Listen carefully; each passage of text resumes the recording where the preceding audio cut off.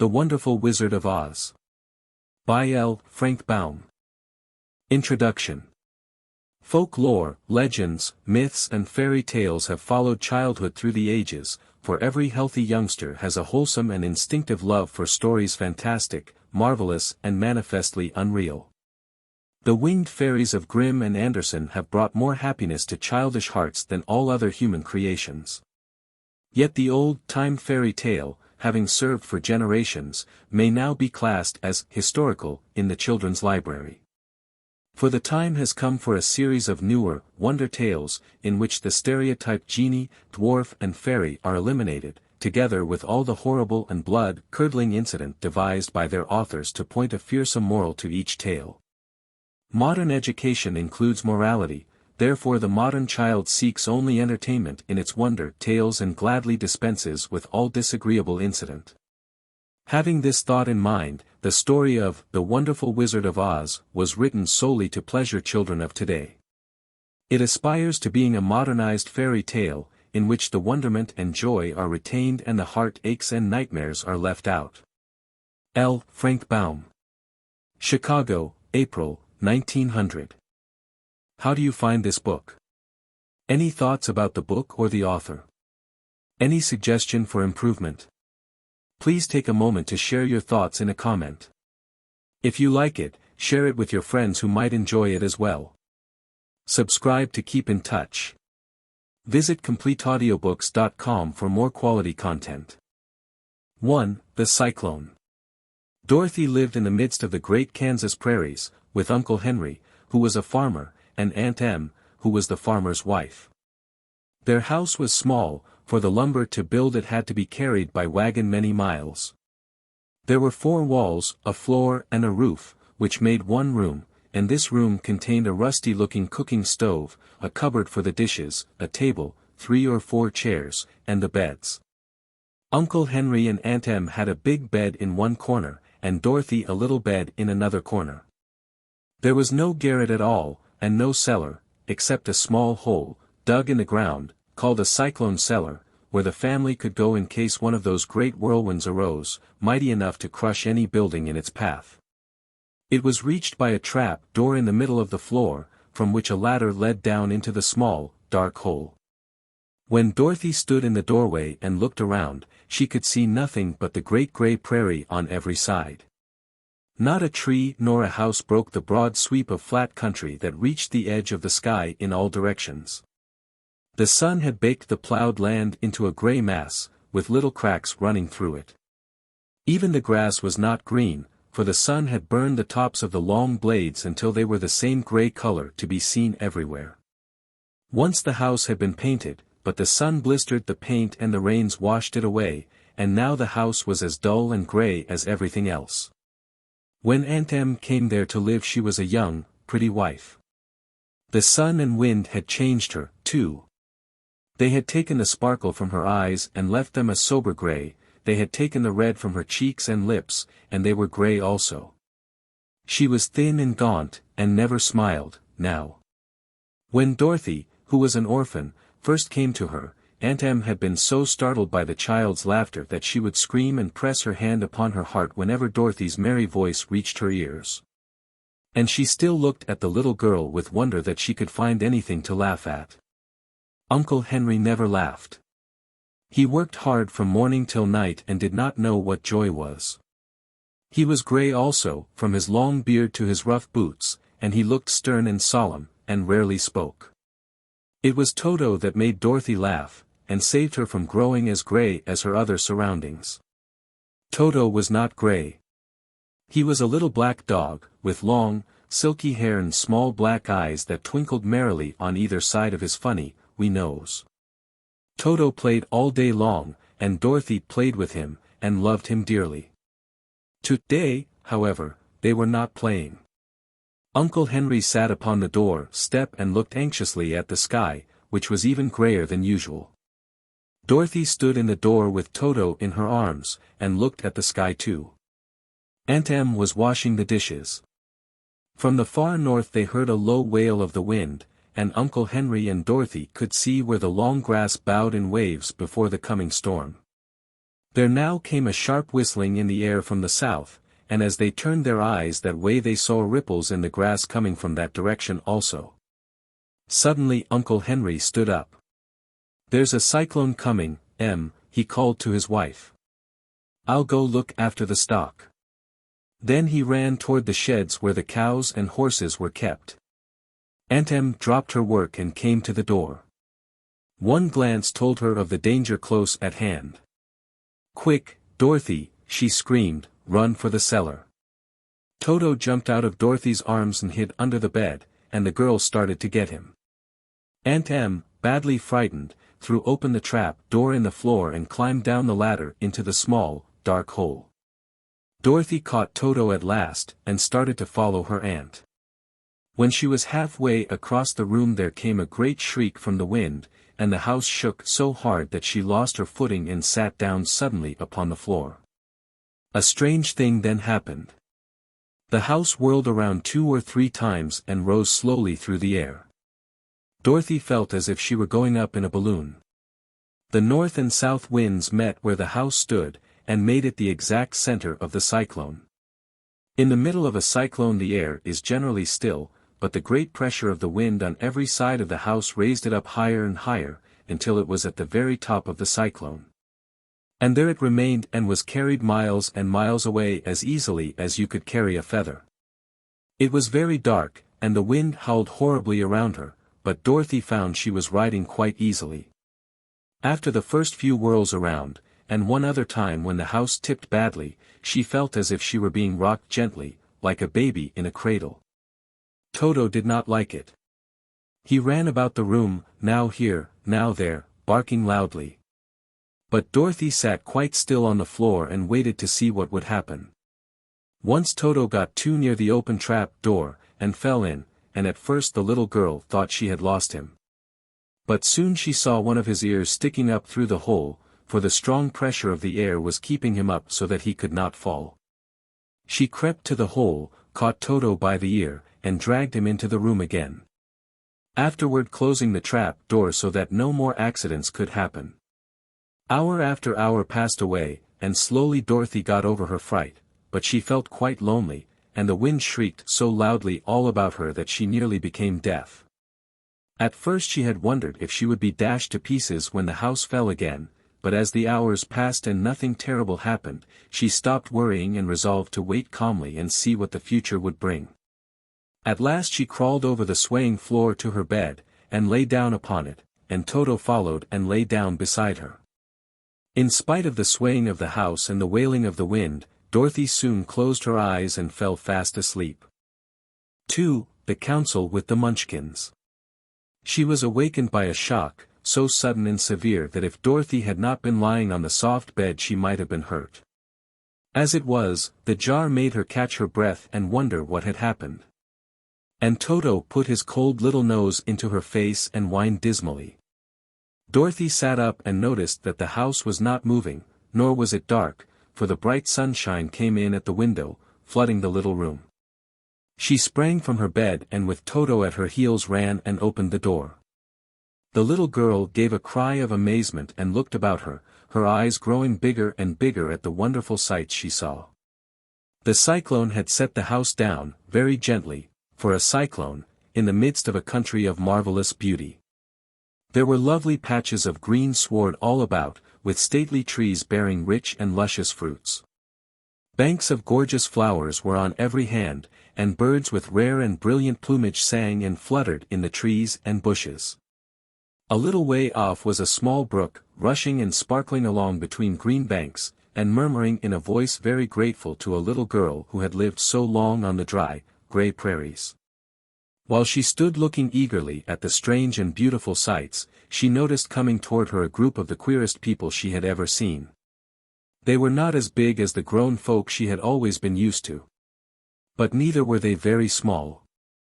In fact, they seemed about as tall as Dorothy, who was a well-grown child for her age, although they were, so far as looks go, many years older. 3 were men and 1 a woman, and all were oddly dressed. They wore round hats that rose to a small point a foot above their heads, with little bells around the brims that tinkled sweetly as they moved. The hats of the men were blue. The little woman's hat was white, and she wore a white gown that hung in plaits from her shoulders. Over it were sprinkled little stars that glistened in the sun like diamonds.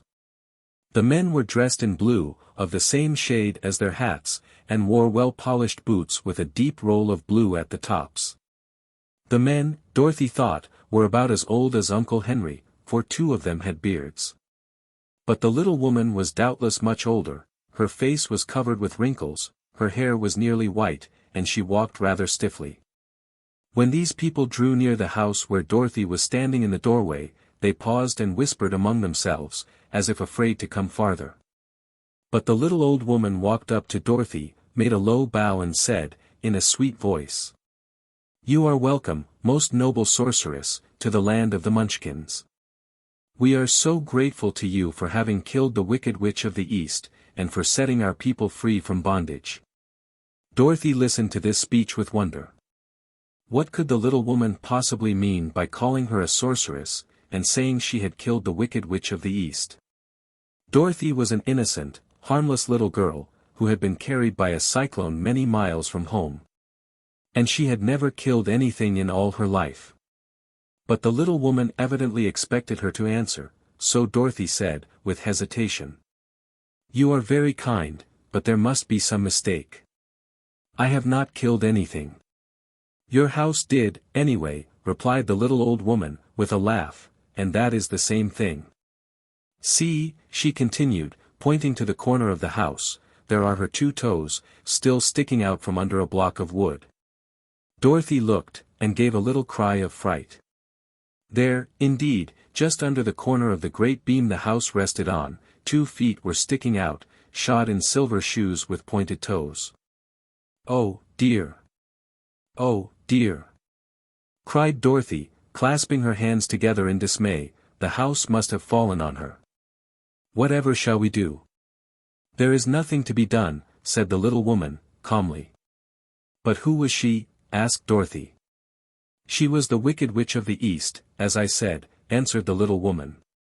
"She has held all the Munchkins in bondage for many years, making them slave for her night and day. Now they are all set free, and are grateful to you for the favor." "Who are the Munchkins?" inquired Dorothy. "They are the people who live in this land of the East, where the wicked witch ruled." "Are you a Munchkin?" asked Dorothy. "No, but I am their friend, although I live in the land of the North. When they saw the witch of the East was dead, the Munchkins sent a swift messenger to me, and I came at once. I am the witch of the North." "Oh, gracious!" cried Dorothy, "are you a real witch?" "Yes, indeed," answered the little woman. "But I am a good witch, and the people love me. I am not as powerful as the wicked witch was who ruled here, or I should have set the people free myself." "But I thought all witches were wicked," said the girl, who was half frightened at facing a real witch. "Oh, no, that is a great mistake. There were only 4 witches in all the land of Oz, and 2 of them, those who live in the North and the South, are good witches. I know this is true, for I am one of them myself, and cannot be mistaken. Those who dwelt in the East and the West were, indeed, wicked witches, but now that you have killed one of them, there is but one wicked witch in all the land of Oz, the one who lives in the West." "But," said Dorothy, after a moment's thought, "Aunt Em has told me that the witches were all dead, years and years ago." "Who is Aunt Em?" inquired the little old woman. "She is my aunt who lives in Kansas, where I came from." The witch of the North seemed to think for a time, with her head bowed and her eyes upon the ground. Then she looked up and said, "I do not know where Kansas is, for I have never heard that country mentioned before. But tell me, is it a civilized country?" "Oh, yes," replied Dorothy. "Then that accounts for it. In the civilized countries I believe there are no witches left, nor wizards, nor sorceresses, nor magicians. But, you see, the land of Oz has never been civilized, for we are cut off from all the rest of the world. Therefore we still have witches and wizards amongst us." "Who are the wizards?" asked Dorothy. "Oz himself is the great wizard," answered the witch, sinking her voice to a whisper. He is more powerful than all the rest of us together. He lives in the City of Emeralds. Dorothy was going to ask another question, but just then the Munchkins, who had been standing silently by, gave a loud shout and pointed to the corner of the house where the Wicked Witch had been lying. "What is it?" asked the little old woman. And looked, and began to laugh. The feet of the dead witch had disappeared entirely and nothing was left but the silver shoes. She was so old, explained the Witch of the North, that she dried up quickly in the sun. That is the end of her. But the silver shoes are yours, and you shall have them to wear. She reached down and picked up the shoes, and after shaking the dust out of them handed them to Dorothy. "The Witch of the East was proud of those silver shoes," said one of the Munchkins, "and there is some charm connected with them, but what it is we never knew." Dorothy carried the shoes into the house and placed them on the table. Then she came out again to the Munchkins and said, "I am anxious to get back to my aunt and uncle, for I am sure they will worry about me. Can you help me find my way?" The Munchkins and the witch first looked at one another, and then at Dorothy, and then shook their heads. "At the east, not far from here," said one, "there is a great desert, and none could live to cross it." "It is the same at the south," said another, "for I have been there and seen it. The south is the country of the Quadlings."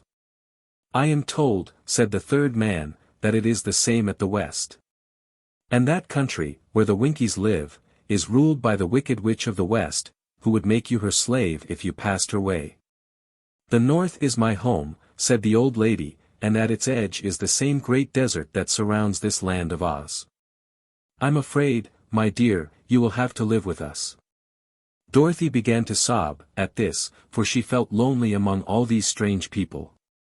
Her tears seemed to grieve the kind-hearted Munchkins, for they immediately took out their handkerchiefs and began to weep also. As for the little old woman, she took off her cap and balanced the point on the end of her nose, while she counted 1, 2, 3, in a solemn voice. At once the cap changed to a slate, on which was written in big, white chalk marks, "Let Dorothy go to the City of Emeralds." The little old woman took the slate from her nose, and, having read the words on it, asked, "Is your name Dorothy, my dear?" "Yes," answered the child, looking up and drying her tears. "Then you must go to the City of Emeralds. Perhaps Oz will help you." "Where is this city?" asked Dorothy.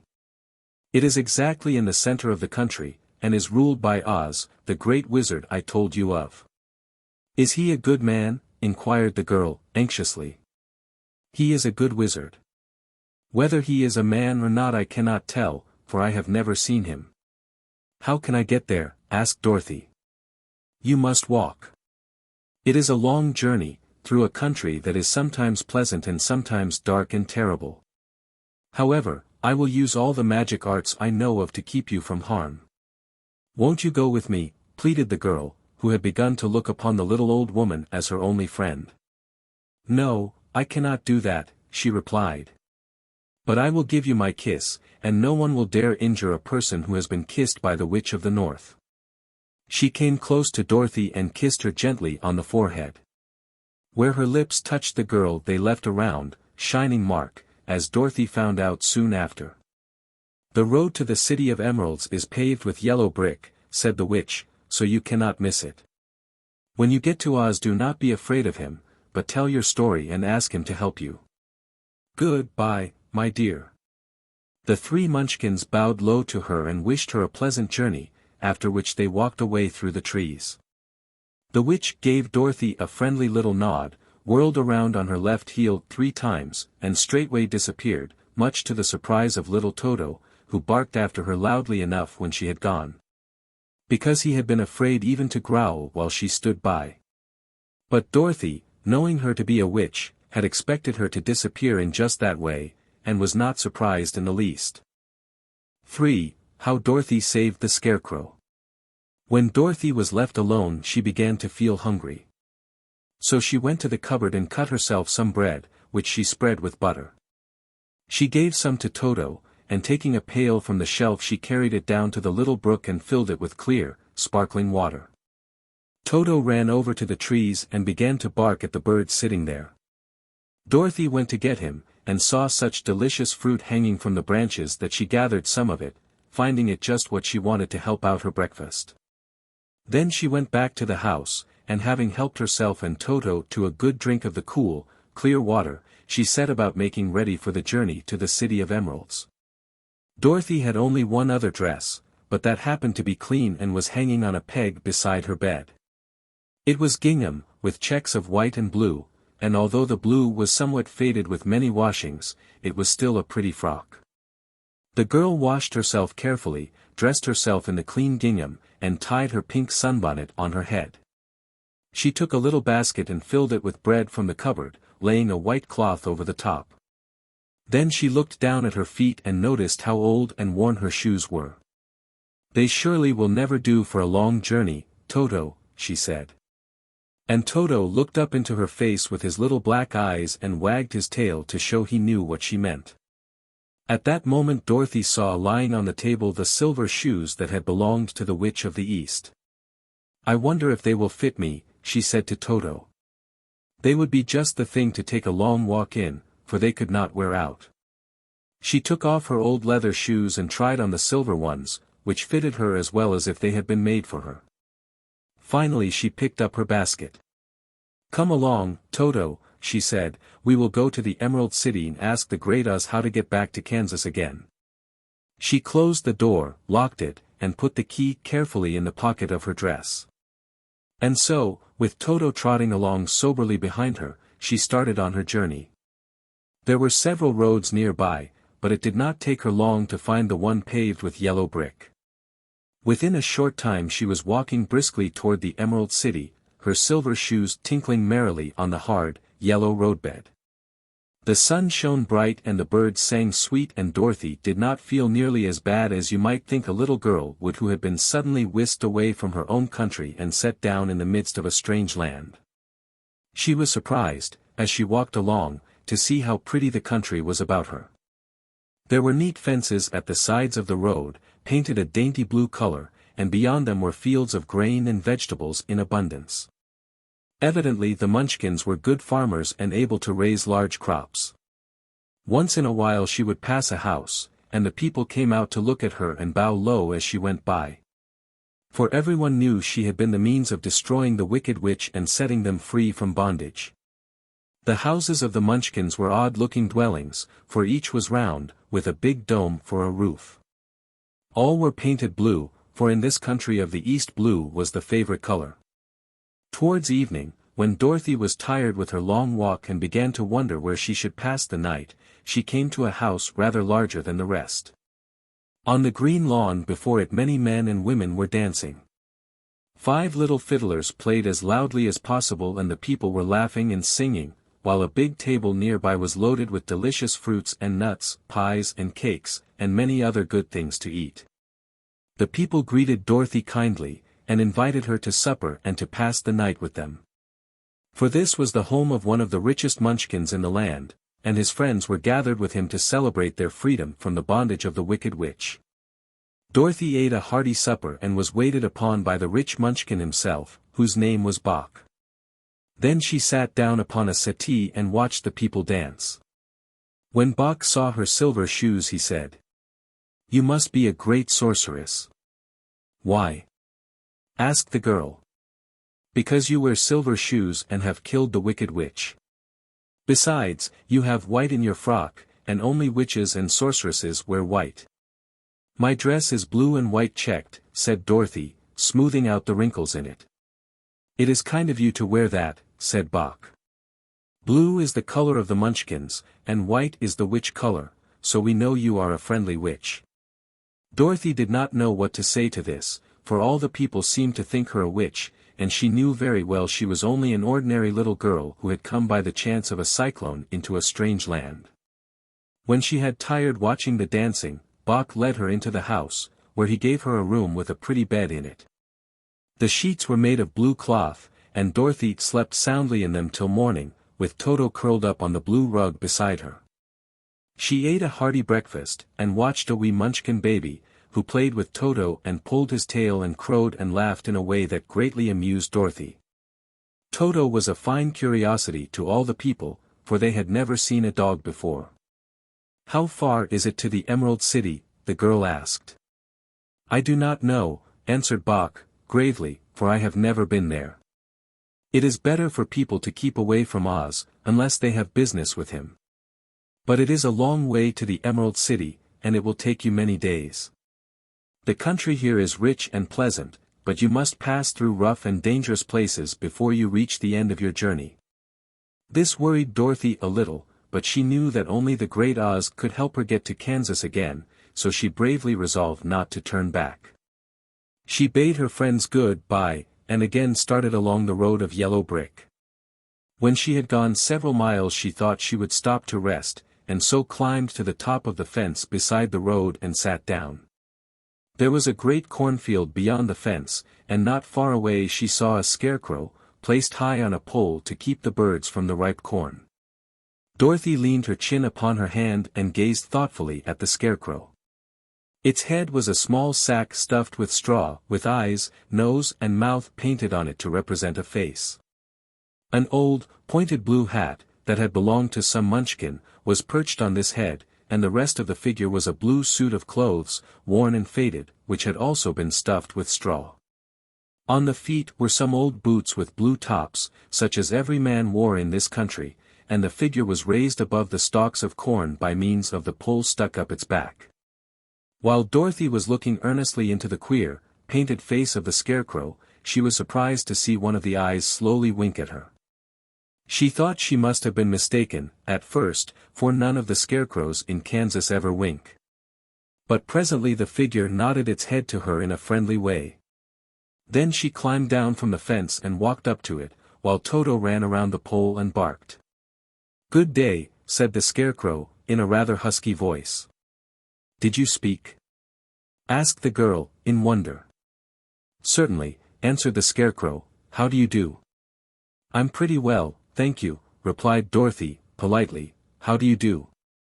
"I'm not feeling well," said the scarecrow, with a smile, "for it is very tedious being perched up here night and day to scare away crows." "Can't you get down?" asked Dorothy. "No, for this pole is stuck up my back. If you will please take away the pole I shall be greatly obliged to you." Dorothy reached up both arms and lifted the figure off the pole, for, being stuffed with straw, it was quite light.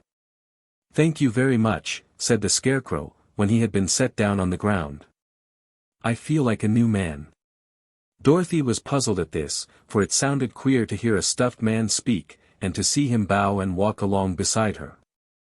"Who are you?" asked the scarecrow, when he had stretched himself and yawned, "and where are you going?" "My name is Dorothy," said the girl, "and I am going to the Emerald City, to ask the Great Oz to send me back to Kansas." "Where is the Emerald City?" he inquired, "and who is Oz?" "Why, don't you know?" she returned, in surprise. "No, indeed, I don't know anything. You see, I am stuffed, so I have no brains at all," he answered, sadly. "Oh," said Dorothy. "I'm awfully sorry for you. Do you think," he asked, "if I go to the Emerald City with you, that the Great Oz would give me some brains?" "I cannot tell," she returned, "but you may come with me, if you like. If Oz will not give you any brains you will be no worse off than you are now."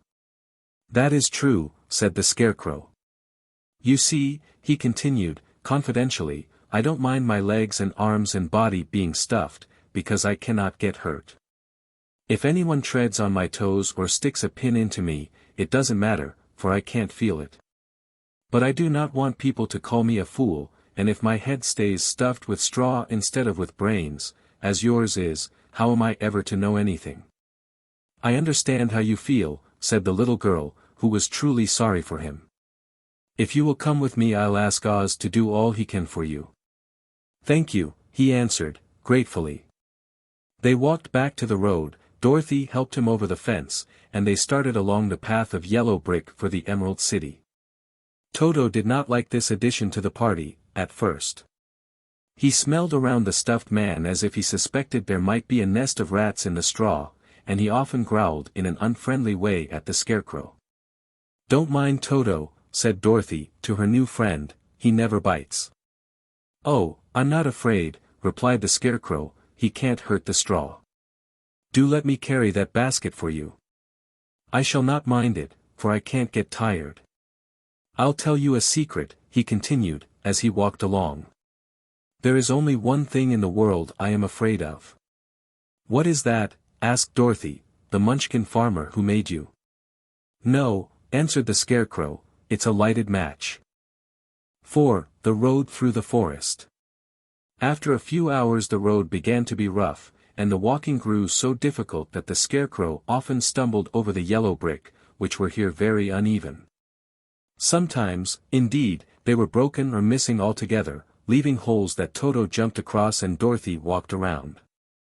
As for the Scarecrow, having no brains, he walked straight ahead, and so stepped into the holes and fell at full length on the hard bricks.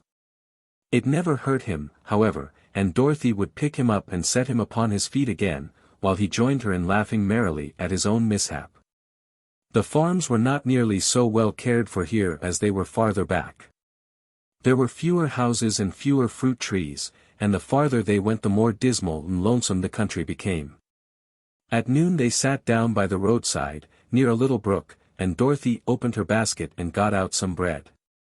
She offered a piece to the Scarecrow, but he refused. "I am never hungry," he said, "and it is a lucky thing I am not. For my mouth is only painted, and if I should cut a hole in it so I could eat, the straw I am stuffed with would come out, and that would spoil the shape of my head." Dorothy saw at once that this was true, so she only nodded and went on eating her bread. "Tell me something about yourself, and the country you came from," said the Scarecrow, when she had finished her dinner. So she told him all about Kansas, and how gray everything was there, and how the cyclone had carried her to this queer land of Oz. The Scarecrow listened carefully, and said, "I cannot understand why you should wish to leave this beautiful country and go back to the dry, gray place you call Kansas." "That is because you have no brains," answered the girl. "No matter how dreary and gray our homes are, we people of flesh and blood would rather live there than in any other country, be it ever so beautiful. There is no place like home." The Scarecrow sighed. "Of course I cannot understand it," he said. "If your heads were stuffed with straw, like mine, you would probably all live in the beautiful places, and then Kansas would have no people at all. It is fortunate for Kansas that you have brains." "Won't you tell me a story, while we are resting?" asked the child. The Scarecrow looked at her reproachfully, and answered, "My life has been so short that I really know nothing whatever. I was only made day before yesterday. What happened in the world before that time is all unknown to me. Luckily, when the farmer made my head, one of the first things he did was to paint my ears, so that I heard what was going on. There was another Munchkin with him, and the first thing I heard was the farmer saying, 'How do you like those ears?' 'They aren't straight,' answered the other. 'Never mind,' said the farmer. 'They are ears just the same,' which was true enough. 'Now I'll make the eyes,' said the farmer. So he painted my right eye, and as soon as it was finished I found myself looking at him and at everything around me with a great deal of curiosity, for this was my first glimpse of the world. 'That's a rather pretty eye,' remarked the Munchkin who was watching the farmer. 'Blue paint is just the color for eyes.' 'I think I'll make the other a little bigger,' said the farmer. And when the second eye was done I could see much better than before. Then he made my nose and my mouth, but I did not speak, because at that time I didn't know what a mouth was for. I had the fun of watching them make my body and my arms and legs. And when they fastened on my head, at last, I felt very proud, for I thought I was just as good a man as anyone. 'This fellow will scare the crows fast enough,' said the farmer, 'he looks just like a man.' 'Why, he is a man,' said the other, and I quite agreed with him. The farmer carried me under his arm to the cornfield, and set me up on a tall stick, where you found me. He and his friend soon after walked away and left me alone. I did not like to be deserted this way, so I tried to walk after them, but my feet would not touch the ground, and I was forced to stay on that pole. It was a lonely life to lead, for I had nothing to think of, having been made such a little while before. Many crows and other birds flew into the cornfield, but as soon as they saw me they flew away again, thinking I was a Munchkin. And this pleased me and made me feel that I was quite an important person. By and by an old crow flew near me, and after looking at me carefully he perched upon my shoulder and said, "I wonder if that farmer thought to fool me in this clumsy manner. Any crow of sense could see that you are only stuffed with straw." Then he hopped down at my feet and ate all the corn he wanted. The other birds, seeing he was not harmed by me, came to eat the corn too, so in a short time there was a great flock of them about me. I felt sad at this, for it showed I was not such a good scarecrow after all, but the old crow comforted me, saying, "If you only had brains in your head you would be as good a man as any of them, and a better man than some of them. Brains are the only things worth having in this world, no matter whether one is a crow or a man." After the crows had gone I thought this over, and decided I would try hard to get some brains. By good luck, you came along and pulled me off the stake, and from what you say I am sure the great Oz will give me brains as soon as we get to the Emerald City. "I hope so," said Dorothy, earnestly, "since you seem anxious to have them." "Oh yes, I am anxious," returned the Scarecrow. "It is such an uncomfortable feeling to know one is a fool." "Well," said the girl, "let us go." And she handed the basket to the Scarecrow. There were no fences at all by the roadside now, and the land was rough and untilled. Towards evening they came to a great forest, where the trees grew so big and close together that their branches met over the road of yellow brick. It was almost dark under the trees, for the branches shut out the daylight, but the travelers did not stop, and went on into the forest. "If this road goes in, it must come out," said the Scarecrow, "and as the Emerald City is at the other end of the road, we must go wherever it leads us." "Anyone would know that," said Dorothy.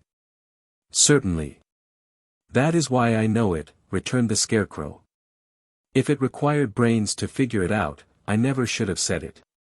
After an hour or so the light faded away, and they found themselves stumbling along in the darkness. Dorothy could not see at all, but Toto could, for some dogs see very well in the dark, and the Scarecrow declared he could see as well as by day. So she took hold of his arm, and managed to get along fairly well. "If you see any house, or any place where we can pass the night," she said, "you must tell me, for it is very uncomfortable walking in the dark." Soon after the Scarecrow stopped. "I see a little cottage at the right of us," he said, "built of logs and branches. Shall we go there?" "Yes, indeed," answered the child. "I am all tired out." So the Scarecrow led her through the trees until they reached the cottage, and Dorothy entered and found a bed of dried leaves in one corner. She lay down at once, and with Toto beside her soon fell into a sound sleep. The Scarecrow, who was never tired, stood up in another corner and waited patiently until morning came. 5. The Rescue of the Tin Woodman. When Dorothy awoke the sun was shining through the trees and Toto had long been out chasing birds and squirrels. She sat up and looked around her. There was the Scarecrow, still standing patiently in his corner, waiting for her. "We must go and search for water," she said to him. "Why do you want water?" he asked. "To wash my face clean after the dust of the road, and to drink, so the dry bread will not stick in my throat." "It must be inconvenient to be made of flesh," said the Scarecrow, thoughtfully, "for you must sleep, and eat and drink. However, you have brains, and it is worth a lot of bother to be able to think properly." They left the cottage and walked through the trees until they found a little spring of clear water, where Dorothy drank and bathed and ate her breakfast. She saw there was not much bread left in the basket, and the girl was thankful the Scarecrow did not have to eat anything, for there was scarcely enough for herself and Toto for the day. When she had finished her meal, and was about to go back to the road of yellow brick, she was startled to hear a deep groan nearby. "What was that?" she asked, timidly. "I cannot imagine," replied the Scarecrow, "but we can go and see." Just then another groan reached their ears, and the sound seemed to come from behind them. They turned and walked through the forest a few steps, when Dorothy discovered something shining in a ray of sunshine that fell between the trees. She ran to the place, and then stopped short, with a cry of surprise. One of the big trees had been partly chopped through, and standing beside it, with an uplifted axe in his hands, was a man made entirely of tin. His head and arms and legs were jointed upon his body, but he stood perfectly motionless, as if he could not stir at all. Dorothy looked at him in amazement, and so did the Scarecrow, while Toto barked sharply and made a snap at the tin legs, which hurt his teeth. "Did you groan?" asked Dorothy. "Yes," answered the Tin Man, "I did. I've been groaning for more than a year, and no one has ever heard me before or come to help me." "What can I do for you?" she inquired, softly, for she was moved by the sad voice in which the man spoke. "Get an oil can and oil my joints," he answered. "They are rusted so badly that I cannot move them at all. If I am well oiled I shall soon be all right again. You will find an oil can on a shelf in my cottage." Dorothy at once ran back to the cottage and found the oil can, and then she returned and asked, anxiously, "Where are your joints?" "Oil my neck, first," replied the Tin Woodman. So she oiled it, and as it was quite badly rusted the Scarecrow took hold of the tin head and moved it gently from side to side until it worked freely, and then the man could turn it himself. "Now oil the joints in my arms," he said. And Dorothy oiled them and the Scarecrow bent them carefully until they were quite free from rust and as good as new. The Tin Woodman gave a sigh of satisfaction and lowered his axe, which he leaned against the tree. "This is a great comfort," he said. "I have been holding that axe in the air ever since I rusted, and I'm glad to be able to put it down at last. Now, if you will oil the joints of my legs, I shall be all right once more." So they oiled his legs until he could move them freely, and he thanked them again and again for his release, for he seemed a very polite creature, and very grateful. "I might have stood there always if you had not come along," he said. "So you have certainly saved my life. How did you happen to be here?" "We are on our way to the Emerald City, to see the Great Oz," she answered, "and we stopped at your cottage to pass the night." "Why do you wish to see Oz?" he asked. "I want him to send me back to Kansas, and the Scarecrow wants him to put a few brains into his head," she replied. The Tin Woodman appeared to think deeply for a moment. Then he said, "Do you suppose Oz could give me a heart?" "Why, I guess so," Dorothy answered. "It would be as easy as to give the Scarecrow brains." "True," the Tin Woodman returned. "So, if you will allow me to join your party, I will also go to the Emerald City and ask Oz to help me." "Come along," said the Scarecrow, heartily, and Dorothy added that she would be pleased to have his company. So the Tin Woodman shouldered his axe and they all passed through the forest until they came to the road that was paved with yellow brick. The Tin Woodman had asked Dorothy to put the oil can in her basket. "For," he said, "if I should get caught in the rain, and rust again, would need the oil can badly." It was a bit of good luck to have their new comrade join the party, for soon after they had begun their journey again they came to a place where the trees and branches grew so thick over the road that the travelers could not pass. But the Tin Woodman set to work with his axe and chopped so well that soon he cleared a passage for the entire party. Dorothy was thinking so earnestly as they walked along that she did not notice when the Scarecrow stumbled into a hole and rolled over to the side of the road. Indeed, he was obliged to call to her to help him up again. "Why didn't you walk around the hole?" asked the Tin Woodman. "I don't know enough," replied the Scarecrow, cheerfully. "My head is stuffed with straw, you know, and that is why I am going to Oz to ask him for some brains." "Oh, I see," said the Tin Woodman. "But, after all, brains are not the best things in the world." "Have you any?" inquired the Scarecrow. "No, my head is quite empty," answered the Woodman, "but once I had brains, and a heart also. So, having tried them both, I should much rather have a heart." "And why is that?" asked the Scarecrow. "I will tell you my story, and then you will know." So, while they were walking through the forest, the Tin Woodman told the following story. "I was born the son of a woodman who chopped down trees in the forest and sold the wood for a living. When I grew up I too became a wood chopper, and after my father died I took care of my old mother as long as she lived. Then I made up my mind that instead of living alone I would marry, so that I might not become lonely. There was one of the Munchkin girls who was so beautiful that I soon grew to love her with all my heart. She, on her part, promised to marry me as soon as I could earn enough money to build a better house for her. So I set to work harder than ever. But the girl lived with an old woman who did not want her to marry anyone, for she was so lazy she wished the girl to remain with her and do the cooking and the housework. So the old woman went to the Wicked Witch of the East, and promised her 2 sheep and a cow if she would prevent the marriage. Thereupon the Wicked Witch enchanted my axe, and when I was chopping away at my best one day, for I was anxious to get the new house and my wife as soon as possible, the axe slipped all at once and cut off my left leg.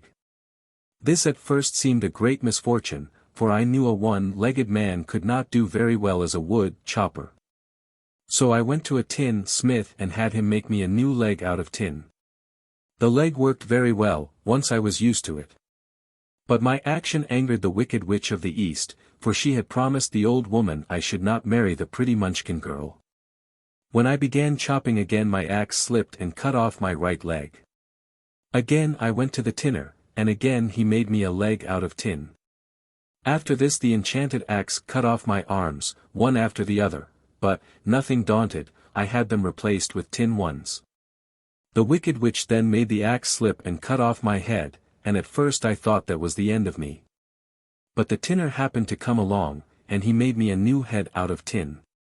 I thought I had beaten the Wicked Witch then, and I worked harder than ever, but I little knew how cruel my enemy could be. She thought of a new way to kill my love for the beautiful Munchkin maiden, and made my axe slip again, so that it cut right through my body, splitting me into 2 halves. Once more the tinner came to my help and made me a body of tin, fastening my tin arms and legs and head to it, by means of joints, so that I could move around as well as ever. But, alas! I had now no heart, so that I lost all my love for the Munchkin girl, and did not care whether I married her or not. I suppose she is still living with the old woman, waiting for me to come after her. My body shone so brightly in the sun that I felt very proud of it, and it did not matter now if my axe slipped, for it could not cut me. There was only one danger, that my joints would rust. But I kept an oil can in my cottage and took care to oil myself whenever I needed it. However, there came a day when I forgot to do this, and, being caught in a rainstorm, before I thought of the danger my joints had rusted, and I was left to stand in the woods until you came to help me. It was a terrible thing to undergo, but during the year I stood there I had time to think that the greatest loss I had known was the loss of my heart. While I was in love I was the happiest man on earth. But no one can love who has not a heart, and so I am resolved to ask Oz to give me one. If he does, I will go back to the Munchkin maiden and marry her. Both Dorothy and the Scarecrow had been greatly interested in the story of the Tin Woodman, and now they knew why he was so anxious to get a new heart. All the same, said the Scarecrow, I shall ask for brains instead of a heart. For a fool would not know what to do with a heart if he had one. I shall take the heart, returned the Tin Woodman, for brains do not make one happy, and happiness is the best thing in the world. Dorothy did not say anything, for she was puzzled to know which of her 2 friends was right, and she decided if she could only get back to Kansas and Aunt Em it did not matter so much whether the Woodman had no brains and the Scarecrow no heart. Or each got what he wanted. What worried her most was that the bread was nearly gone, and another meal for herself and Toto would empty the basket. To be sure neither the Woodman nor the Scarecrow ever ate anything, but she was not made of tin nor straw, and could not live unless she was fed. 6. The Cowardly Lion. All this time Dorothy and her companions had been walking through the thick woods. The road was still paved with yellow brick, but these were much covered by dried branches and dead leaves from the trees, and the walking was not at all good. There were few birds in this part of the forest, for birds love the open country where there is plenty of sunshine, but now and then there came a deep growl from some wild animal hidden among the trees. These sounds made the little girl's heart beat fast, for she did not know what made them, but Toto knew, and he walked close to Dorothy's side, and did not even bark in return. "How long will it be," the child asked of the Tin Woodman, "before we are out of the forest?" "I cannot tell," was the answer, "for I have never been to the Emerald City. But my father went there once, when I was a boy, and he said it was a long journey through a dangerous country, although nearer to the city where Oz dwells the country is beautiful.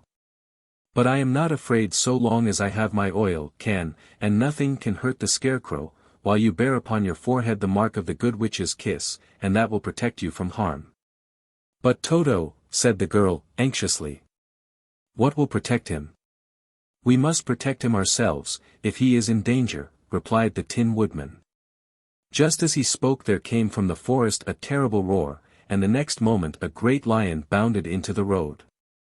With one blow of his paw he sent the Scarecrow spinning over and over to the edge of the road, and then he struck at the Tin Woodman with his sharp claws. But, to the lion's surprise, he could make no impression on the tin, although the woodman fell over in the road and lay still. Little Toto, now that he had an enemy to face, ran barking toward the lion, and the great beast had opened his mouth to bite the dog, when Dorothy, fearing Toto would be killed, and heedless of danger, rushed forward and slapped the lion upon his nose as hard as she could, while she cried out, "Don't you dare to bite Toto! You ought to be ashamed of yourself, a big beast like you, to bite a poor little dog." "I didn't bite him," said the lion, as he rubbed his nose with his paw where Dorothy had hit it. "No, but you tried to," she retorted. "You are nothing but a big coward." "I know it," said the lion, hanging his head in shame, "I've always known it. But how can I help it? I don't know, I'm sure.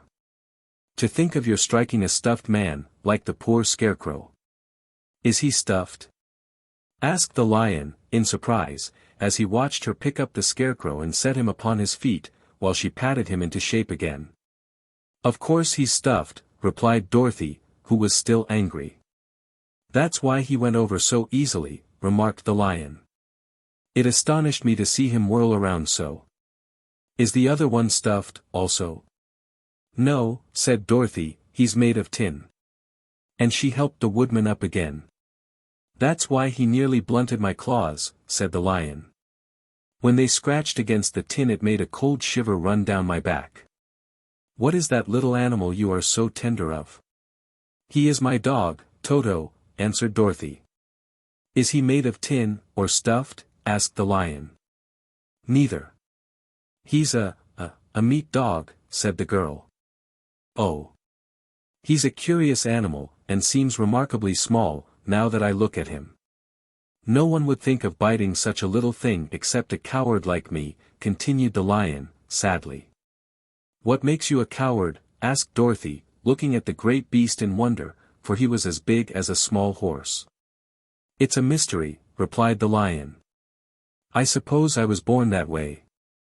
All the other animals in the forest naturally expect me to be brave, for the lion is everywhere thought to be the king of beasts. I learned that if I roared very loudly every living thing was frightened and got out of my way. Whenever I've met a man I've been awfully scared, but I just roared at him, and he has always run away as fast as he could go. If the elephants and the tigers and the bears had ever tried to fight me, I should have run myself. I'm such a coward, but just as soon as they hear me roar they all try to get away from me, and of course I let them go. But that isn't right. The king of beasts shouldn't be a coward," said the Scarecrow. "I know it," returned the lion, wiping a tear from his eye with the tip of his tail. "It is my great sorrow, and makes my life very unhappy. But whenever there is danger my heart begins to beat fast." "Perhaps you have heart disease," said the Tin Woodman. "It may be," said the lion. "If you have," continued the Tin Woodman, "you ought to be glad, for it proves you have a heart. For my part, I have no heart, so I cannot have heart disease."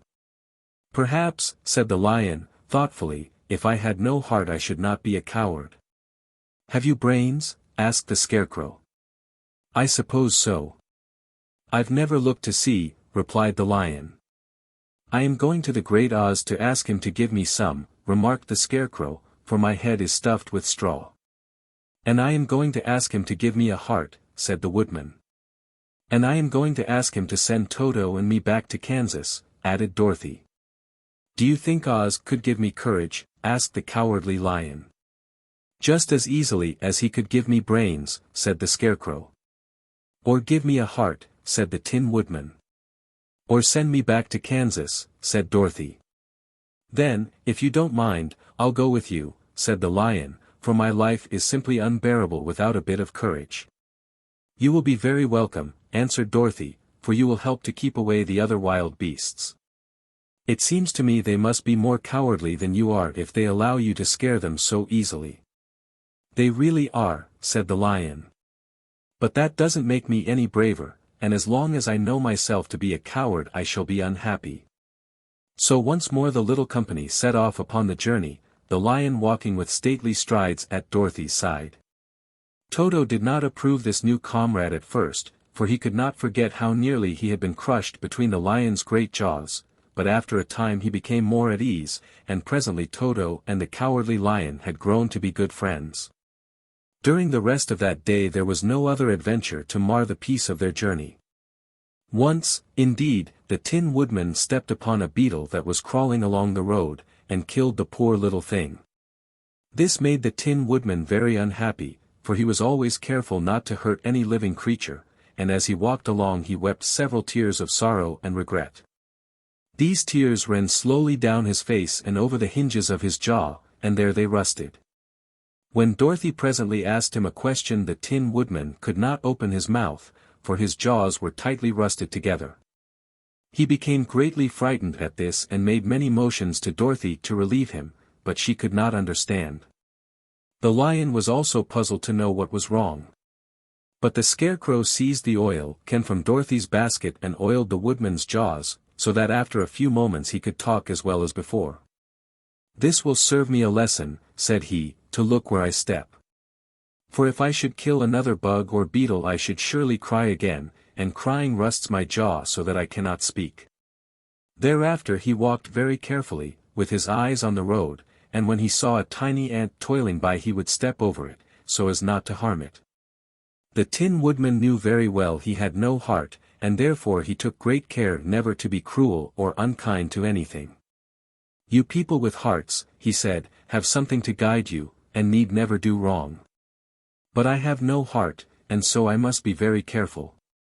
When Oz gives me a heart of course I needn't mind so much." 7. The Journey to the Great Oz.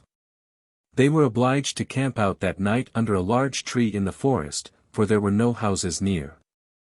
The tree made a good, thick covering to protect them from the dew, and the Tin Woodman chopped a great pile of wood with his axe and Dorothy built a splendid fire that warmed her and made her feel less lonely.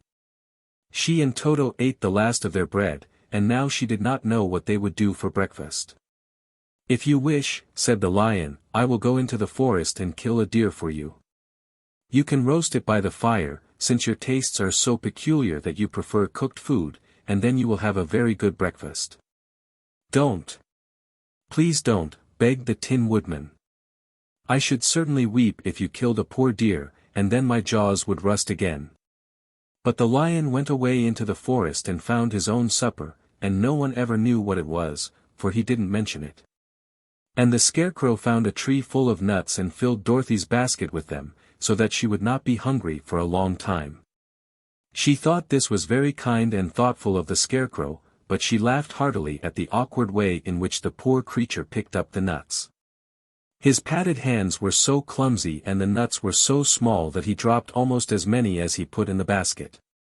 But the Scarecrow did not mind how long it took him to fill the basket, for it enabled him to keep away from the fire, as he feared a spark might get into his straw and burn him up. So he kept a good distance away from the flames, and only came near to cover Dorothy with dry leaves when she lay down to sleep. These kept her very snug and warm and she slept soundly until morning. When it was daylight the girl bathed her face in a little rippling brook and soon after they all started toward the Emerald City. This was to be an eventful day for the travelers. They had hardly been walking an hour when they saw before them a great ditch that crossed the road and divided the forest as far as they could see on either side. It was a very wide ditch, and when they crept up to the edge and looked into it they could see it was also very deep, and there were many big, jagged rocks at the bottom. The sides were so steep that none of them could climb down, and for a moment it seemed that their journey must end. "What shall we do?" asked Dorothy, despairingly. "I haven't the faintest idea," said the Tin Woodman. And the Lion shook his shaggy mane and looked thoughtful. But the Scarecrow said, "We cannot fly, that is certain, neither can we climb down into this great ditch. Therefore, if we cannot jump over it, we must stop where we are." "I think I could jump over it," said the Cowardly Lion, after measuring the distance carefully in his mind. "Then we are all right," answered the Scarecrow, "for you can carry us all over on your back, one at a time." "Well, I'll try it," said the Lion. "Who will go first?" "I will," declared the Scarecrow, "for, if you found that you could not jump over the gulf, Dorothy would be killed, or the Tin Woodman badly dented on the rocks below. But if I am on your back it will not matter so much, for the fall would not hurt me at all." "I am terribly afraid of falling, myself," said the Cowardly Lion, "but I suppose there is nothing to do but try it. So get on my back and we will make the attempt." The Scarecrow sat upon the Lion's back, and the big beast walked to the edge of the gulf and crouched down. "Why don't you run and jump?" asked the Scarecrow. "Because that isn't the way we lions do these things," he replied.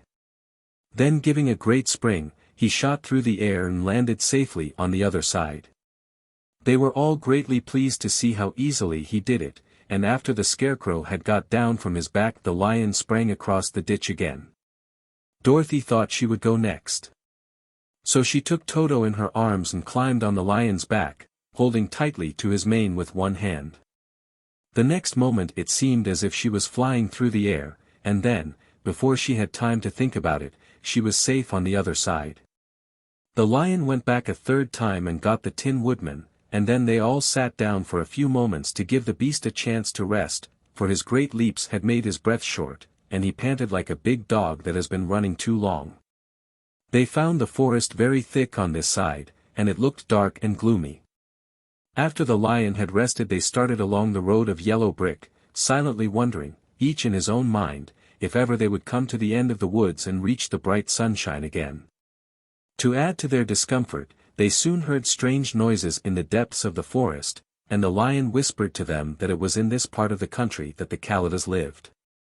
"What are the Kalidas?" asked the girl. "They are monstrous beasts with bodies like bears and heads like tigers," replied the Lion, "and with claws so long and sharp that they could tear me in two as easily as I could kill Toto. I'm terribly afraid of the Kalidas." "I'm not surprised that you are," returned Dorothy, "they must be dreadful beasts." The Lion was about to reply when suddenly they came to another gulf across the road. But this one was so broad and deep that the Lion knew at once he could not leap across it. So they sat down to consider what they should do, and after serious thought the Scarecrow said, "Here is a great tree, standing close to the ditch.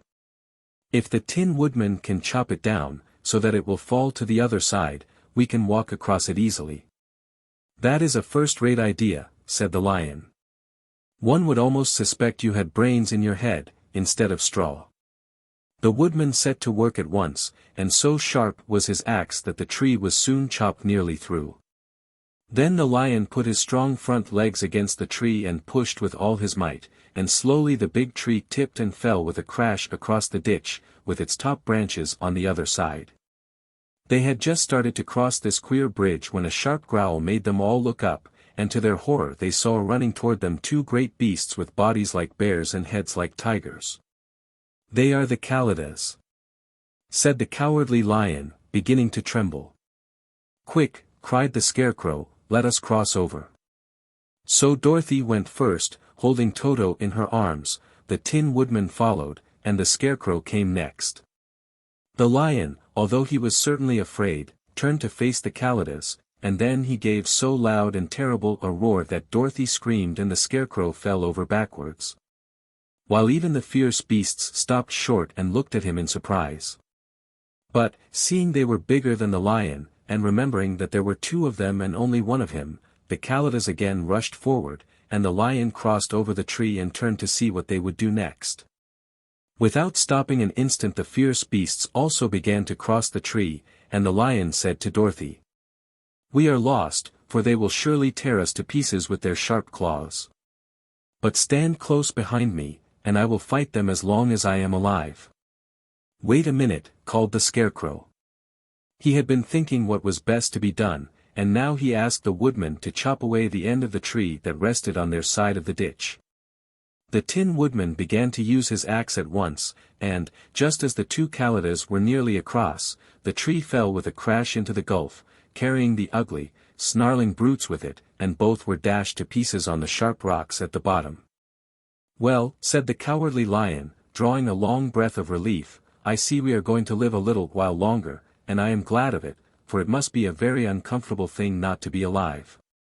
Those creatures frightened me so badly that my heart is beating yet."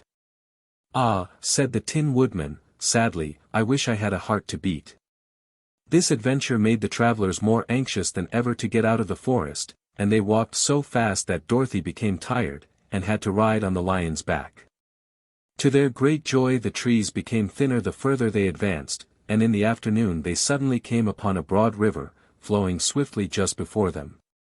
On the other side of the water they could see the road of yellow brick running through a beautiful country, with green meadows dotted with bright flowers and all the road bordered with trees hanging full of delicious fruits.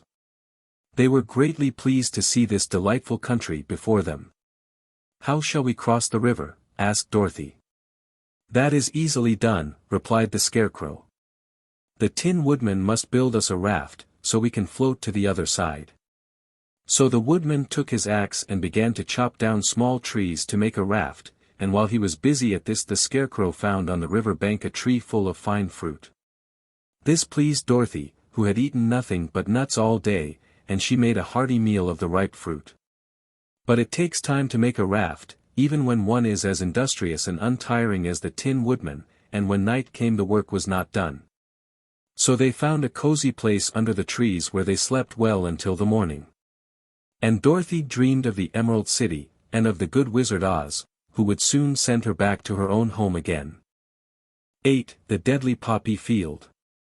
Our little party of travelers awakened next morning refreshed and full of hope, and Dorothy breakfasted like a princess off peaches and plums from the trees beside the river. Behind them was the dark forest they had passed safely through, although they had suffered many discouragements, but before them was a lovely, sunny country that seemed to beckon them on to the Emerald City.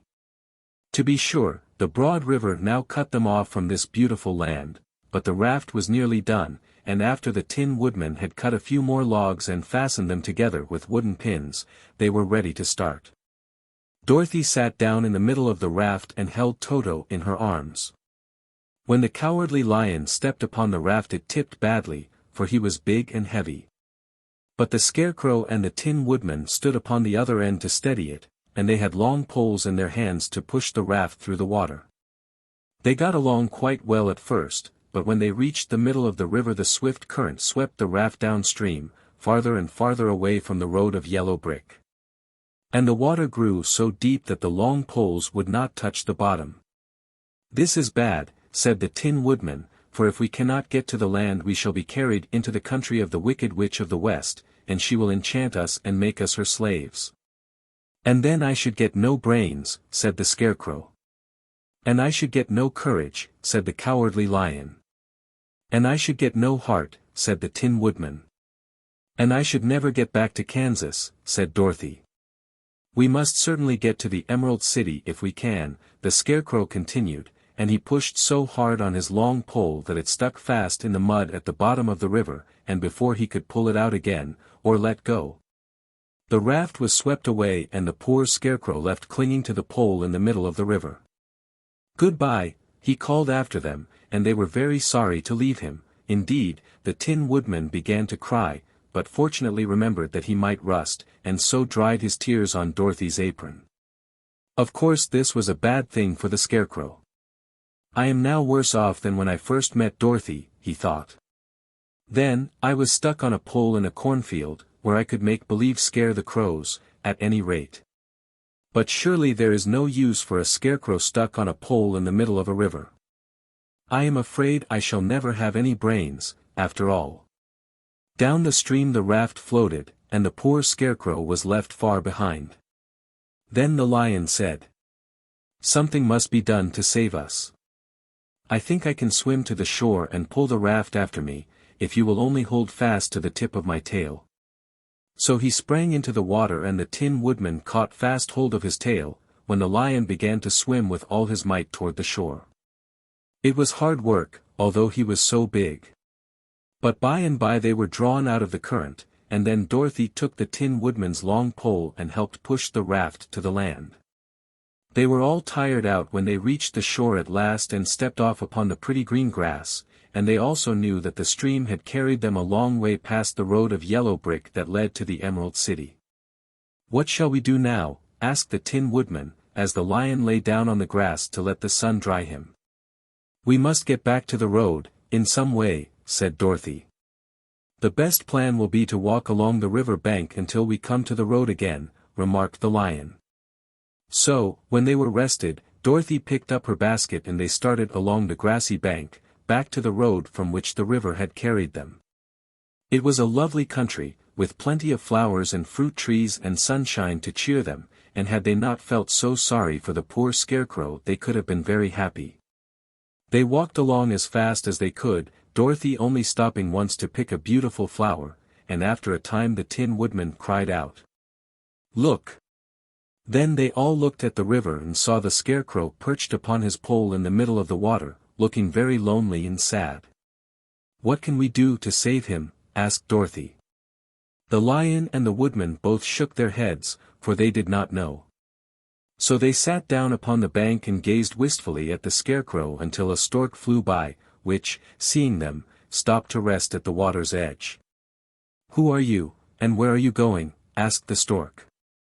"I am Dorothy," answered the girl, "and these are my friends, the Tin Woodman and the Cowardly Lion, and we are going to the Emerald City." "This isn't the road," said the stork, as she twisted her long neck and looked sharply at the queer party. "I know it," returned Dorothy, "but we have lost the Scarecrow, and are wondering how we shall get him again." "Where is he?" asked the stork. "Over there in the river," answered the girl. "If he wasn't so big and heavy I would get him for you," remarked the stork. "He isn't heavy a bit," said Dorothy, eagerly, "for he is stuffed with straw. And if you will bring him back to us we shall thank you ever and ever so much." "Well, I'll try," said the stork, "but if I find he is too heavy to carry I shall have to drop him in the river again." So the big bird flew into the air and over the water till she came to where the Scarecrow was perched upon his pole. Then the stork with her great claws grabbed the Scarecrow by the arm and carried him up into the air and back to the bank, where Dorothy and the lion and the Tin Woodman and Toto were sitting. When the Scarecrow found himself among his friends again he was so happy that he hugged them all, even the lion and Toto, and as they walked along he sang "Tol-de-re-de-oh" at every step, he felt so gay. "I was afraid I should have to stay in the river forever," he said, "but the kind stork saved me, and if I ever get any brains I shall find the stork again and do it some kindness in return." "That's all right," said the stork, who was flying along beside them. "I always like to help anyone in trouble. But I must go now, for my babies are waiting in the nest for me. I hope you will find the Emerald City and that Oz will help you." "Thank you," replied Dorothy, and then the kind stork flew into the air and was soon out of sight. They walked along listening to the singing of the bright, colored birds and looking at the lovely flowers which now became so thick that the ground was carpeted with them. There were big yellow and white and blue and purple blossoms, besides great clusters of scarlet poppies, which were so brilliant in color they almost dazzled Dorothy's eyes. "Aren't they beautiful?" the girl asked, as she breathed in the spicy scent of the flowers. "I suppose so," answered the Scarecrow. "When I have brains I shall probably like them better. If I only had a heart I should love them," added the Tin Woodman. "I always did like flowers," said the lion, "they seem so helpless and frail. But there are none in the forest so bright as these." They now came upon more and more of the big scarlet poppies, and fewer of the other flowers. And soon they found themselves in the midst of a great meadow of poppies. Now it is well known that when there are many of these flowers together their odor is so powerful that anyone who breathes it falls asleep, and if the sleeper is not carried away from the scent of the flowers he sleeps on and on forever. But Dorothy did not know this, nor could she get away from the bright red flowers that were everywhere about, so presently her eyes grew heavy and she felt she must sit down to rest and to sleep. But the Tin Woodman would not let her do this. "We must hurry and get back to the road of yellow brick before dark," he said, and the Scarecrow agreed with him. So they kept walking until Dorothy could stand no longer. Her eyes closed in spite of herself and she forgot where she was and fell among the poppies, fast asleep. "What shall we do?" asked the Tin Woodman. "If we leave her here she will die," said the Lion. "The smell of the flowers is killing us all. I myself can scarcely keep my eyes open and the dog is asleep already." It was true, Toto had fallen down beside his little mistress. But the Scarecrow and the Tin Woodman, not being made of flesh, were not troubled by the scent of the flowers. "Run fast," said the Scarecrow to the Lion, "and get out of this deadly flower bed as soon as you can. We will bring the little girl with us, but if you should fall asleep you are too big to be carried." So the Lion aroused himself and bounded forward as fast as he could go.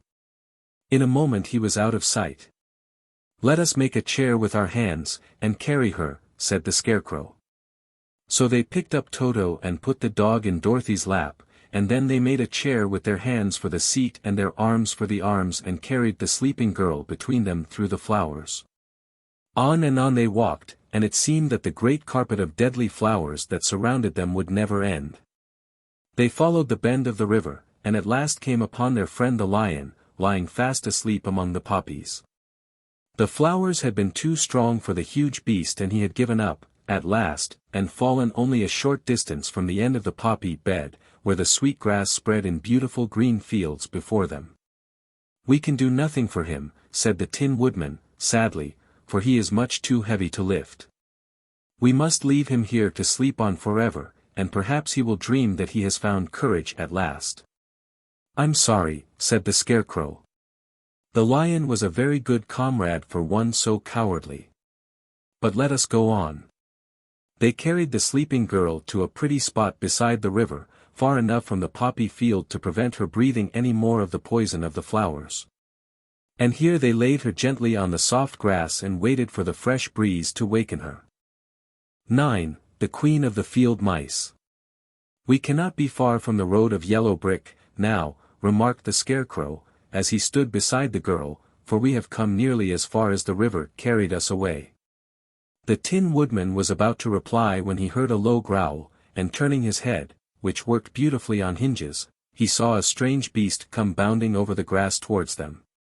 It was, indeed, a great, yellow wildcat, and the woodman thought it must be chasing something, for its ears were lying close to its head and its mouth was wide open, showing 2 rows of ugly teeth, while its red eyes glowed like balls of fire. As it came nearer the Tin Woodman saw that running before the beast was a little grey field mouse, and although he had no heart he knew it was wrong for the wildcat to try to kill such a pretty, harmless creature. So the woodman raised his axe, and as the wildcat ran by he gave it a quick blow that cut the beast's head clean off from its body, and it rolled over at his feet in 2 pieces. The field mouse, now that it was freed from its enemy, stopped short. And coming slowly up to the woodman it said, in a squeaky little voice, "Oh, thank you. Thank you ever so much for saving my life." "Don't speak of it, I beg of you," replied the woodman. "I have no heart, you know, so I am careful to help all those who may need a friend, even if it happens to be only a mouse." "Only a mouse," cried the little animal, indignantly, "why, I am a queen, the queen of all the field mice." "Oh, indeed," said the woodman, making a bow. "Therefore you have done a great deed, as well as a brave one, in saving my life," added the queen. At that moment several mice were seen running up as fast as their little legs could carry them, and when they saw their queen they exclaimed, "Oh, your Majesty, we thought you would be killed. How did you manage to escape the great wildcat?" And they all bowed so low to the little queen that they almost stood upon their heads. "This funny tin man," she answered, "killed the wildcat and saved my life. So hereafter you must all serve him, and obey his slightest wish." "We will!" cried all the mice, in a shrill chorus. And then they scampered in all directions, for Toto had awakened from his sleep, and seeing all these mice around him he gave one bark of delight and jumped right into the middle of the group. Toto had always loved to chase mice when he lived in Kansas, and he saw no harm in it. But the Tin Woodman caught the dog in his arms and held him tight, while he called to the mice, "Come back! Come back! Toto shall not hurt you." At this the queen of the mice stuck her head out from a clump of grass and asked, in a timid voice, "Are you sure he will not bite us?" "I will not let him," said the woodman, "so do not be afraid." One by one the mice came creeping back, and Toto did not bark again, although he tried to get out of the woodman's arms, and would have bitten him had he not known very well he was made of tin. Finally one of the biggest mice spoke. "Is there anything we can do," it asked, "to repay you for saving the life of our queen?" "Nothing that I know of," answered the woodman. But the Scarecrow, who had been trying to think, but could not because his head was stuffed with straw, said, quickly, "Oh, yes, you can save our friend, the cowardly lion, who is asleep in the poppy bed." "A lion," cried the little queen. "Why, he would eat us all up." "Oh, no," declared the Scarecrow, "this lion is a coward." "Really?" asked the mouse. "He says so himself," answered the Scarecrow, "and he would never hurt anyone who is our friend. If you will help us to save him I promise that he shall treat you all with kindness." "Very well," said the queen, "we will trust you. But what shall we do? Are there many of these mice which call you queen and are willing to obey you?" "Oh, yes, there are thousands," she replied. "Then send for them all to come here as soon as possible, and let each one bring a long piece of string."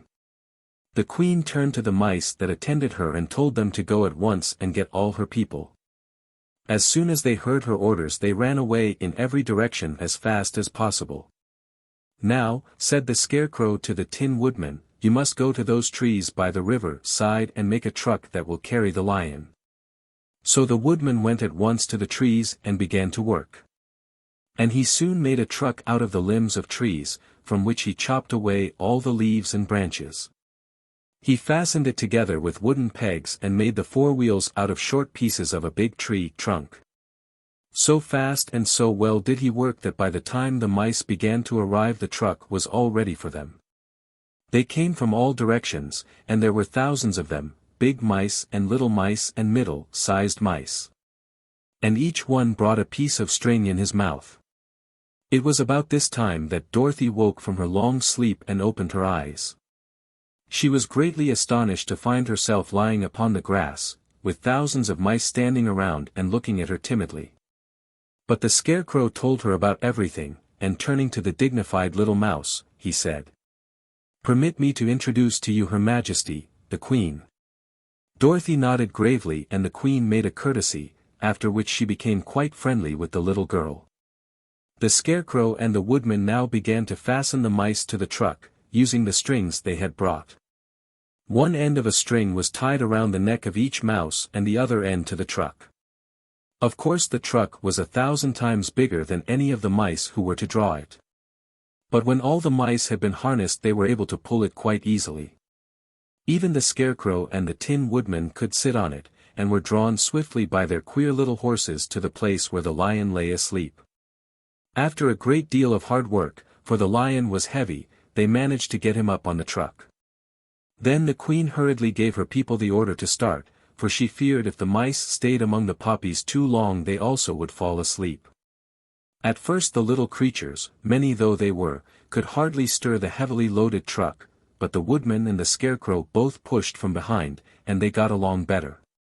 Soon they rolled the lion out of the poppy bed to the green fields, where he could breathe the sweet, fresh air again, instead of the poisonous scent of the flowers.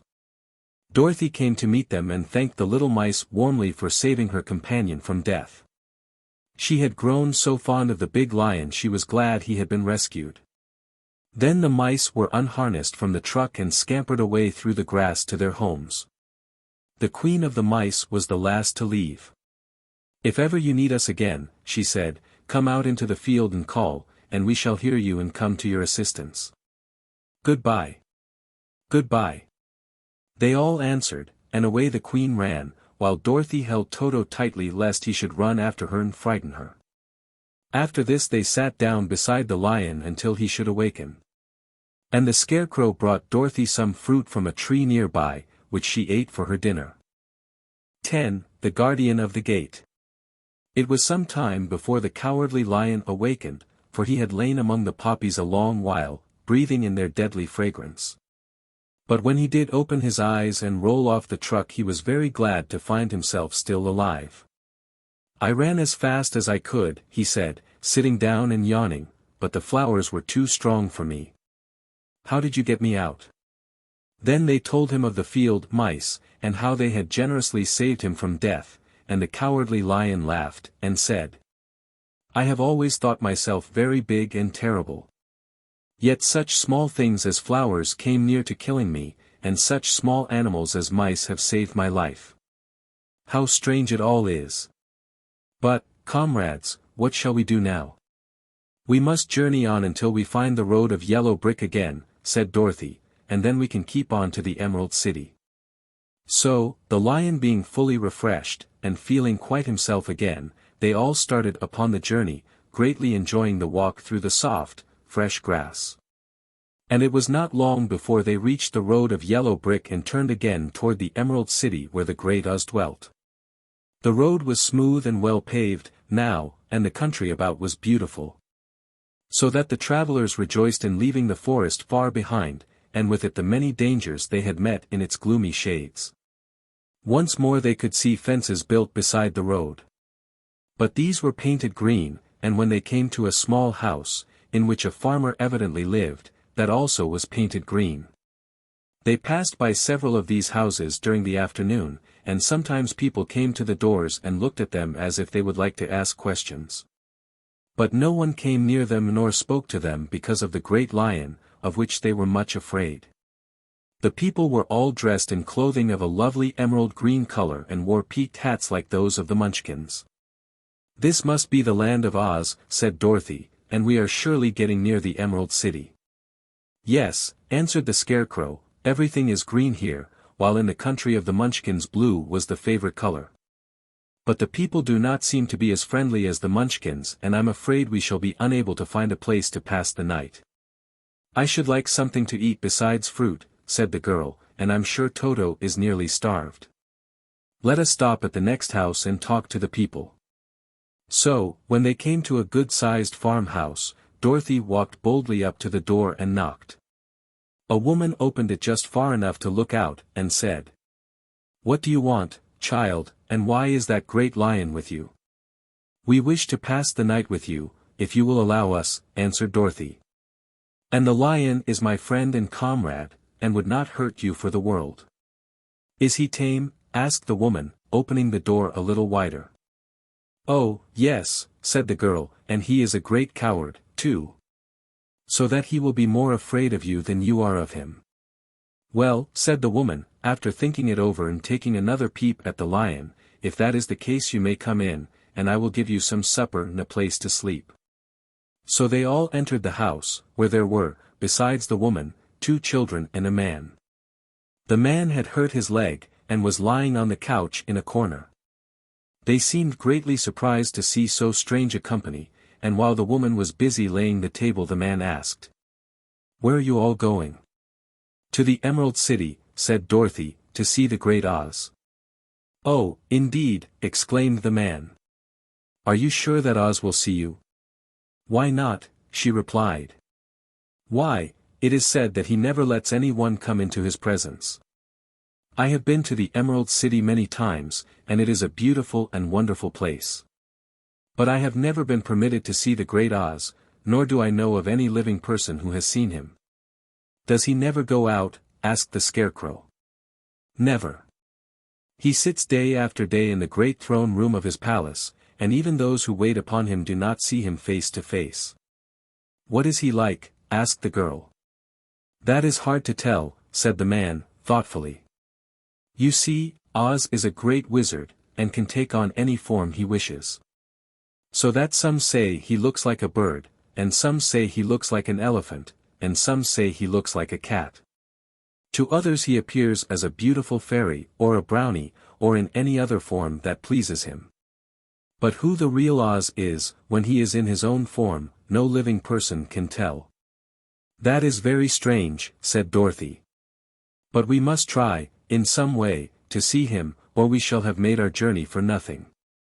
Why do you wish to see the terrible Oz? Asked the man. I want him to give me some brains, said the Scarecrow, eagerly.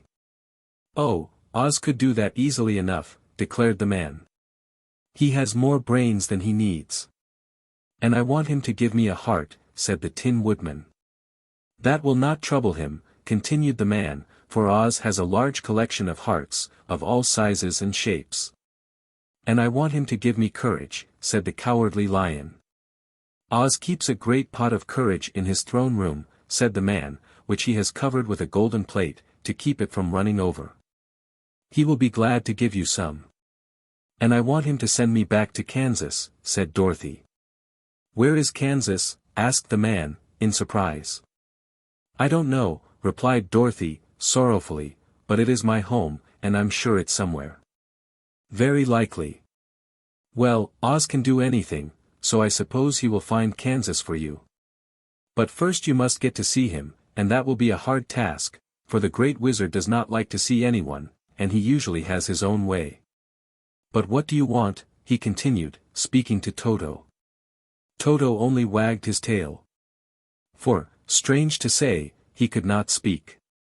The woman now called to them that supper was ready, so they gathered around the table and Dorothy ate some delicious porridge and a dish of scrambled eggs and a plate of nice white bread, and enjoyed her meal. The lion ate some of the porridge, but did not care for it, saying it was made from oats and oats were food for horses, not for lions. The Scarecrow and the Tin Woodman ate nothing at all. Toto ate a little of everything, and was glad to get a good supper again. The woman now gave Dorothy a bed to sleep in, and Toto lay down beside her, while the lion guarded the door of her room so she might not be disturbed. The Scarecrow and the Tin Woodman stood up in a corner and kept quiet all night, although of course they could not sleep. The next morning, as soon as the sun was up, they started on their way, and soon saw a beautiful green glow in the sky just before them. That must be the Emerald City, said Dorothy. As they walked on, the green glow became brighter and brighter, and it seemed that at last they were nearing the end of their travels. Yet it was afternoon before they came to the great wall that surrounded the city. It was high, and thick, and of a bright green color.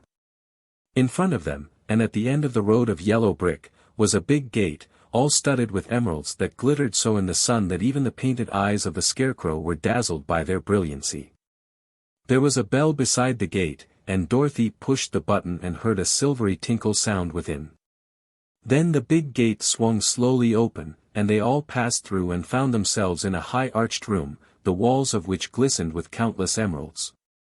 Before them stood a little man about the same size as the Munchkins.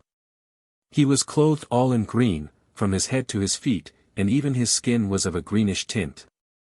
At his side was a large green box. When he saw Dorothy and her companions the man asked, "What do you wish in the Emerald City?" "We came here to see the Great Oz," said Dorothy. The man was so surprised at this answer that he sat down to think it over.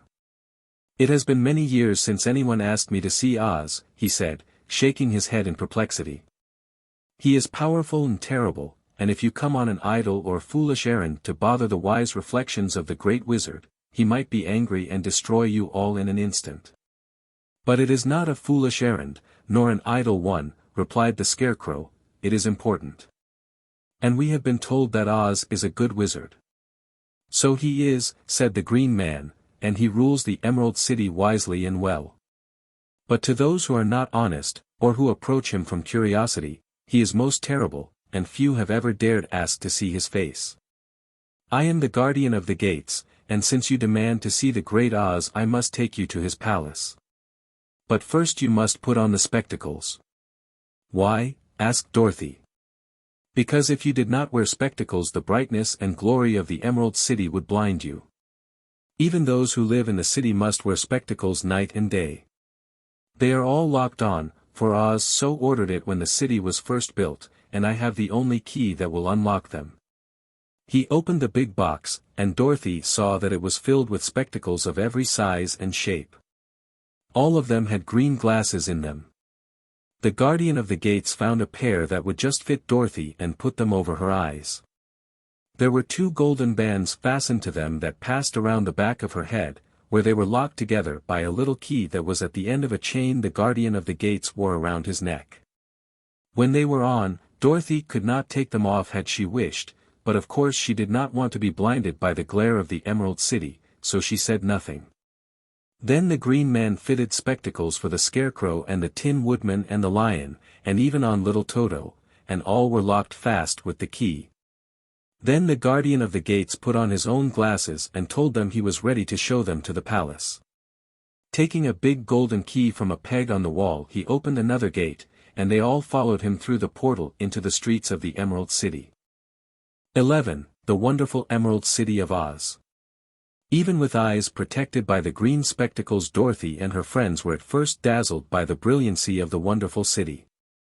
The streets were lined with beautiful houses all built of green marble and studded everywhere with sparkling emeralds. They walked over a pavement of the same green marble, and where the blocks were joined together were rows of emeralds, set closely, and glittering in the brightness of the sun. The window panes were of green glass. Even the sky above the city had a green tint, and the rays of the sun were green. There were many people, men, women and children, walking about, and these were all dressed in green clothes and had greenish skins. They looked at Dorothy and her strangely assorted company with wondering eyes, and the children all ran away and hid behind their mothers when they saw the lion, but no one spoke to them. Many shops stood in the street, and Dorothy saw that everything in them was green. Green candy and green pop-corn were offered for sale, as well as green shoes, green hats and green clothes of all sorts. At one place a man was selling green lemonade, and when the children bought it, Dorothy could see that they paid for it with green pennies. There seemed to be no horses nor animals of any kind. The men carried things around in little green carts, which they pushed before them. Everyone seemed happy and contented and prosperous. The guardian of the gates led them through the streets until they came to a big building, exactly in the middle of the city, which was the Palace of Oz, the Great Wizard. There was a soldier before the door, dressed in a green uniform and wearing a long green beard. "Here are strangers," said the guardian of the gates to him, "and they demand to see the Great Oz." "Step inside," answered the soldier, "and I will carry your message to him." So they passed through the palace gates and were led into a big room with a green carpet and lovely green furniture set with emeralds.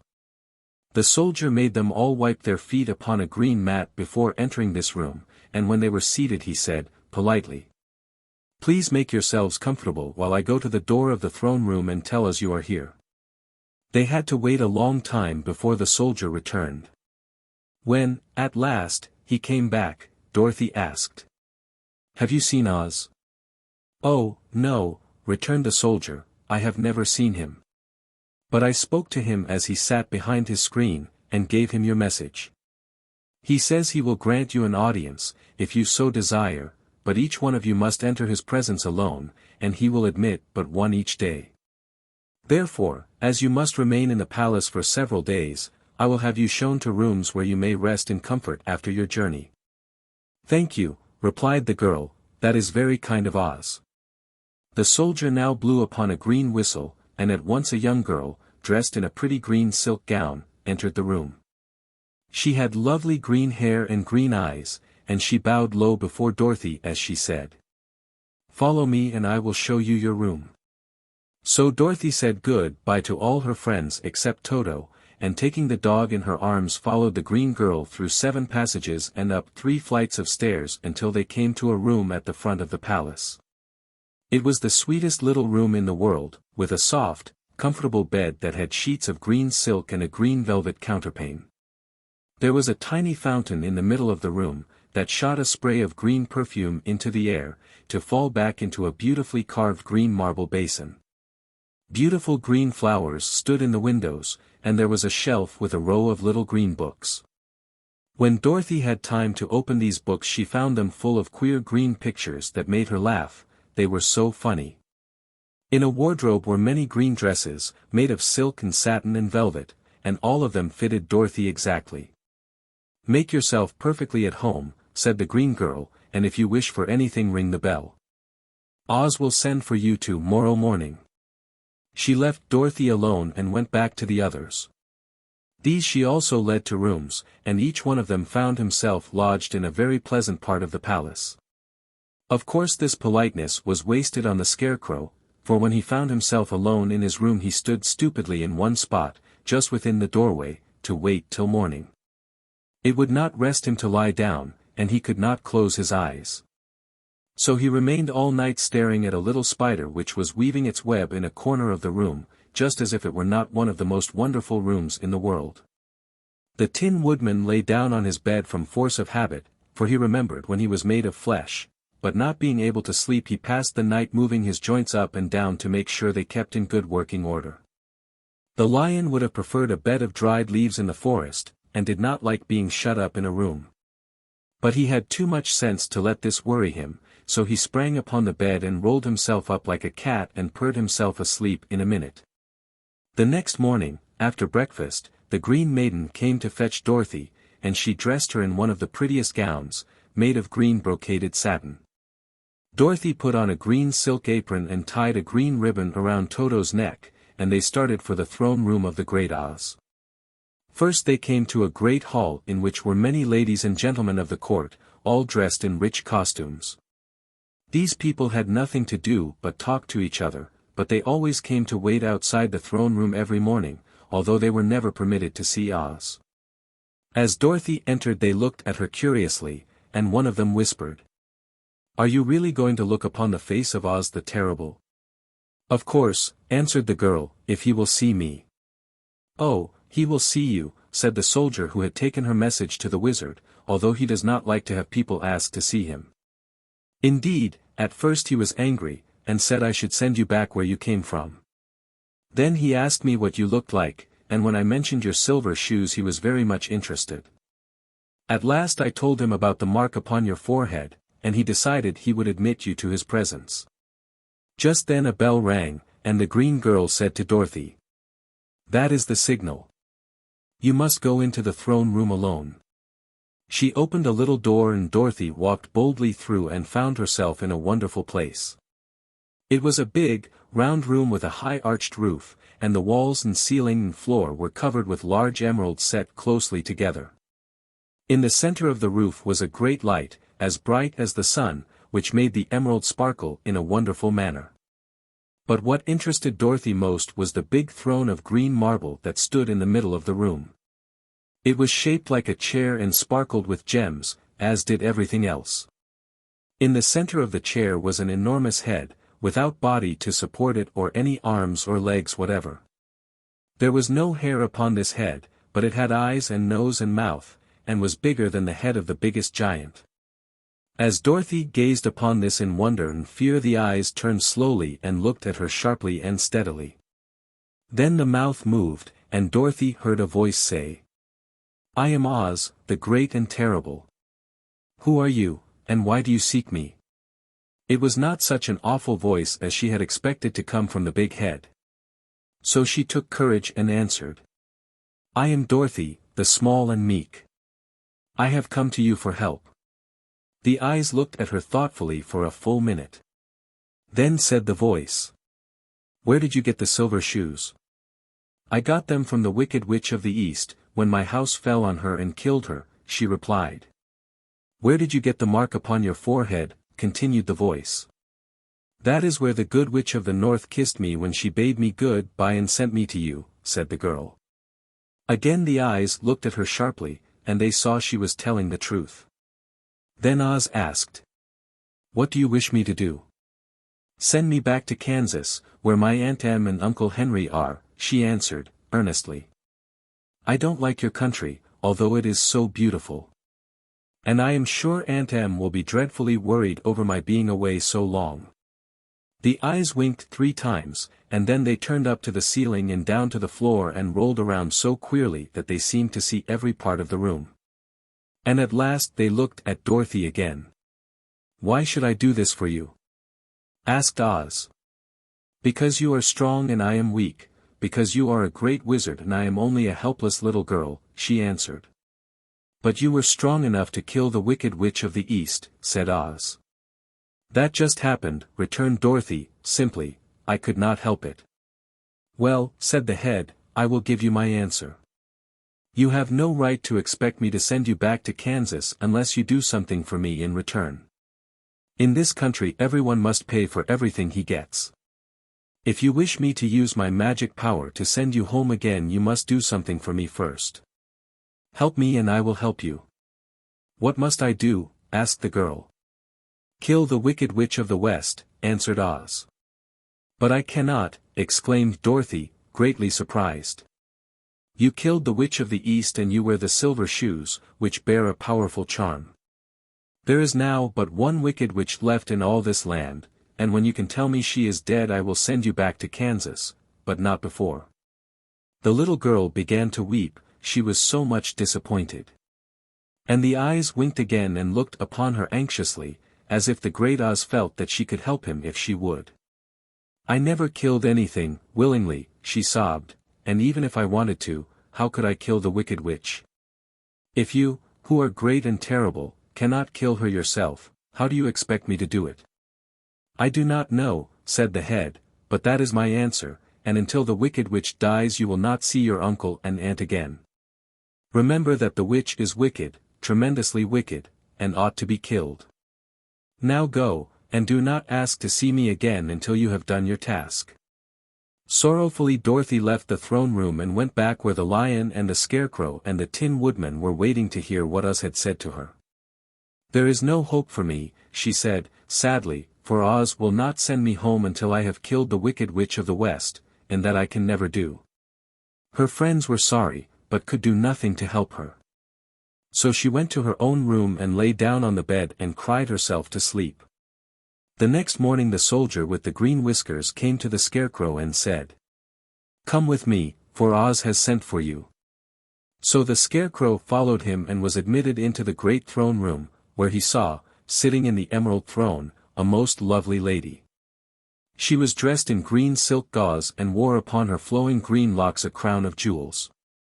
Growing from her shoulders were wings, gorgeous in color and so light that they fluttered if the slightest breath of air reached them. When the Scarecrow had bowed, as prettily as his straw stuffing would let him, before this beautiful creature, she looked upon him sweetly, and said, "I am Oz, the great and terrible. Who are you, and why do you seek me?" Now the Scarecrow, who had expected to see the great head Dorothy had told him of, was much astonished, but he answered her bravely. "I am only a scarecrow, stuffed with straw. Therefore I have no brains, and I come to you praying that you will put brains in my head instead of straw, so that I may become as much a man as any other in your dominions." "Why should I do this for you?" asked the lady. "Because you are wise and powerful, and no one else can help me," answered the Scarecrow. "I never grant favors without some return," said Oz, "but this much I will promise. If you will kill for me the Wicked Witch of the West I will bestow upon you a great many brains, and such good brains that you will be the wisest man in all the land of Oz." "I thought you asked Dorothy to kill the witch," said the Scarecrow, in surprise. "So I did. I don't care who kills her. But until she is dead I will not grant your wish. Now go, and do not seek me again until you have earned the brains you so greatly desire." The Scarecrow went sorrowfully back to his friends and told them what Oz had said. And Dorothy was surprised to find that the great wizard was not a head, as she had seen him, but a lovely lady. "All the same," said the Scarecrow, "she needs a heart as much as the Tin Woodman." On the next morning the soldier with the green whiskers came to the Tin Woodman and said, "Oz has sent for you. Follow me." So the Tin Woodman followed him and came to the great throne room. He did not know whether he would find Oz a lovely lady or a head, but he hoped it would be the lovely lady. For, he said to himself, if it is the head, I am sure I shall not be given a heart, since a head has no heart of its own and therefore cannot feel for me.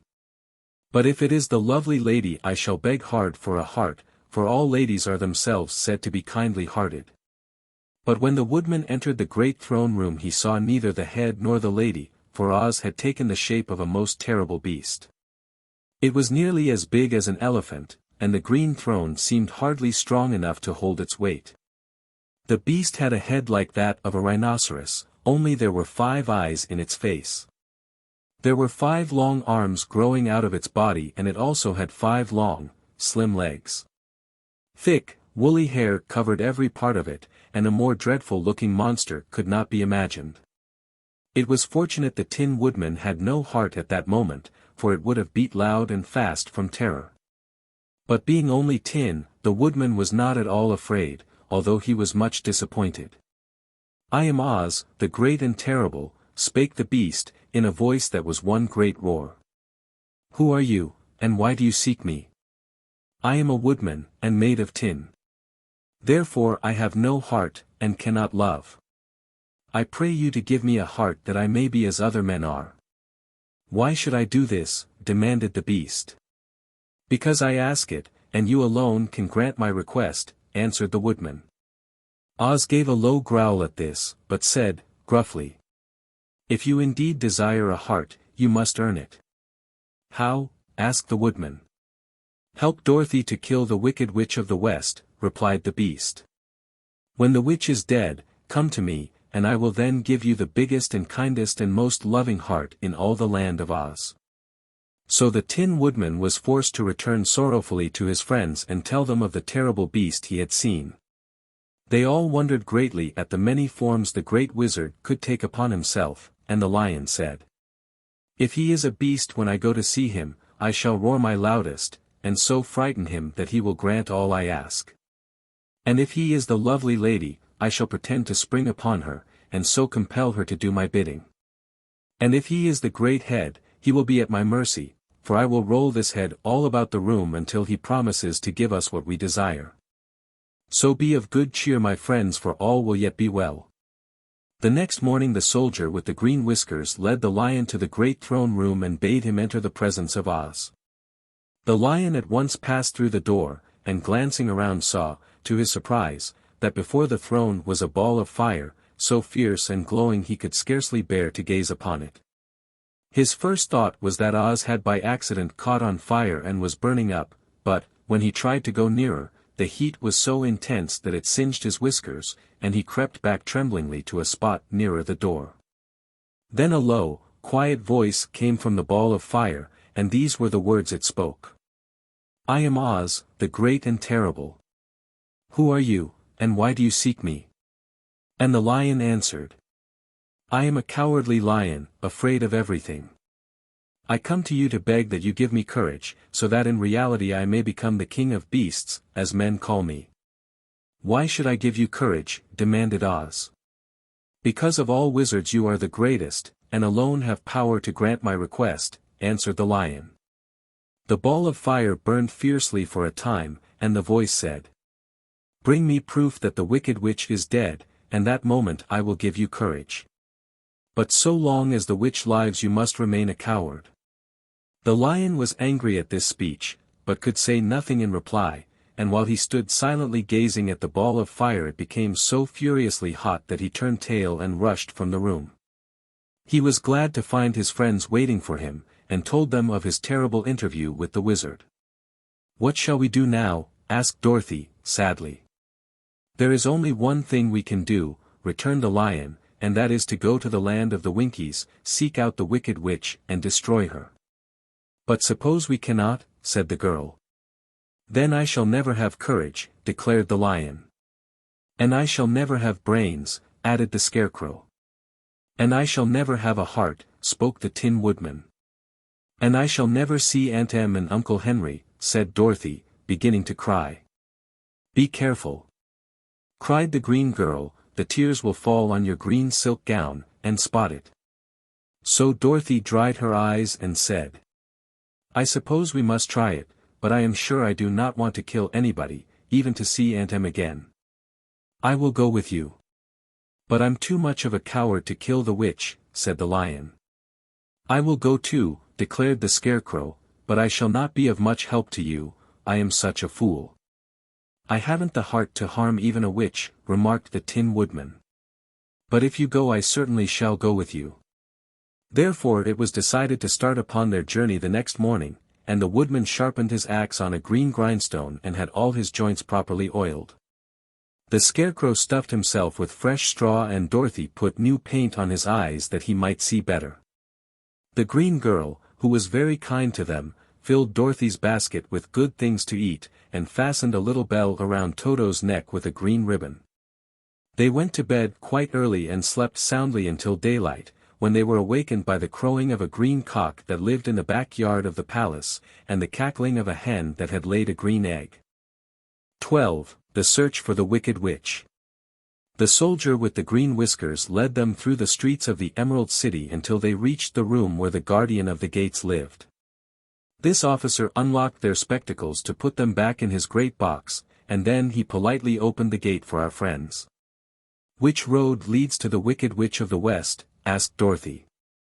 There is no road, answered the guardian of the gates, no one ever wishes to go that way. How, then, are we to find her? Inquired the girl. That will be easy, replied the man. For when she knows you are in the country of the Winkies she will find you, and make you all her slaves. Perhaps not, said the Scarecrow, for we mean to destroy her. Oh, that is different, said the guardian of the gates. No one has ever destroyed her before, so I naturally thought she would make slaves of you, as she has of all the rest. But take care, for she is wicked and fierce, and may not allow you to destroy her. Keep to the west, where the sun sets, and you cannot fail to find her. They thanked him and bade him good-bye, and turned toward the west, walking over fields of soft grass dotted here and there with daisies and buttercups. Dorothy still wore the pretty silk dress she had put on in the palace, but now, to her surprise, she found it was no longer green, but pure white. The ribbon around Toto's neck had also lost its green color and was as white as Dorothy's dress. The Emerald City was soon left far behind. As they advanced the ground became rougher and hillier, for there were no farms nor houses in this country of the West, and the ground was untilled. In the afternoon the sun shone hot in their faces, for there were no trees to offer them shade. So that before night Dorothy and Toto and the lion were tired, and lay down upon the grass and fell asleep, with the woodman and the Scarecrow keeping watch. Now the Wicked Witch of the West had but one eye, yet that was as powerful as a telescope, and could see everywhere. So, as she sat in the door of her castle, she happened to look around and saw Dorothy lying asleep, with her friends all about her. They were a long distance off, but the Wicked Witch was angry to find them in her country, so she blew upon a silver whistle that hung around her neck. At once there came running to her from all directions a pack of great wolves. They had long legs and fierce eyes and sharp teeth. Go to those people, said the witch, and tear them to pieces. Are you not going to make them your slaves? Asked the leader of the wolves. No, she answered, one is of tin, and one of straw, one is a girl and another a lion. None of them is fit to work, so you may tear them into small pieces. Very well, said the wolf, and he dashed away at full speed, followed by the others. It was lucky the Scarecrow and the woodman were wide awake and heard the wolves coming. This is my fight, said the woodman, so get behind me and I will meet them as they come. He seized his axe, which he had made very sharp, and as the leader of the wolves came on the Tin Woodman swung his arm and chopped the wolf's head from its body, so that it immediately died. As soon as he could raise his axe another wolf came up, and he also fell under the sharp edge of the Tin Woodman's weapon. There were 40 wolves, and 40 times a wolf was killed, so that at last they all lay dead in a heap before the woodman. Then he put down his axe and sat beside the Scarecrow, who said, "It was a good fight, friend." They waited until Dorothy awoke the next morning. The little girl was quite frightened when she saw the great pile of shaggy wolves, but the Tin Woodman told her all. She thanked him for saving them and sat down to breakfast, after which they started again upon their journey. Now this same morning the wicked witch came to the door of her castle and looked out with her one eye that could see afar off. She saw all her wolves lying dead, and the strangers still traveling through her country. This made her angrier than before, and she blew her silver whistle twice. Straightway a great flock of wild crows came flying toward her, enough to darken the sky. And the wicked witch said to the King Crow, "Fly at once to the strangers. Peck out their eyes and tear them to pieces." The wild crows flew in one great flock toward Dorothy and her companions. When the little girl saw them coming she was afraid. But the Scarecrow said, "This is my battle. So lie down beside me and you will not be harmed." So they all lay upon the ground except the Scarecrow, and he stood up and stretched out his arms. And when the crows saw him they were frightened, as these birds always are by scarecrows, and did not dare to come any nearer. But the King Crow said, "It is only a stuffed man. I will peck his eyes out." The King Crow flew at the Scarecrow, who caught it by the head and twisted its neck until it died. And then another crow flew at him, and the Scarecrow twisted its neck also. There were 40 crows, and 40 times the Scarecrow twisted a neck, until at last all were lying dead beside him. Then he called to his companions to rise, and again they went upon their journey. When the wicked witch looked out again and saw all her crows lying in a heap, she got into a terrible rage, and blew 3 times upon her silver whistle. Forthwith there was heard a great buzzing in the air, and a swarm of black bees came flying towards her. "Go to the strangers and sting them to death," commanded the witch, and the bees turned and flew rapidly until they came to where Dorothy and her friends were walking. But the woodman had seen them coming and the Scarecrow had decided what to do.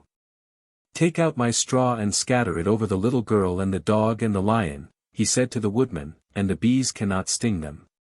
This the woodman did, and as Dorothy lay close beside the lion and held Toto in her arms, the straw covered them entirely. The bees came and found no one but the woodman to sting, so they flew at him and broke off all their stings against the tin, without hurting the woodman at all.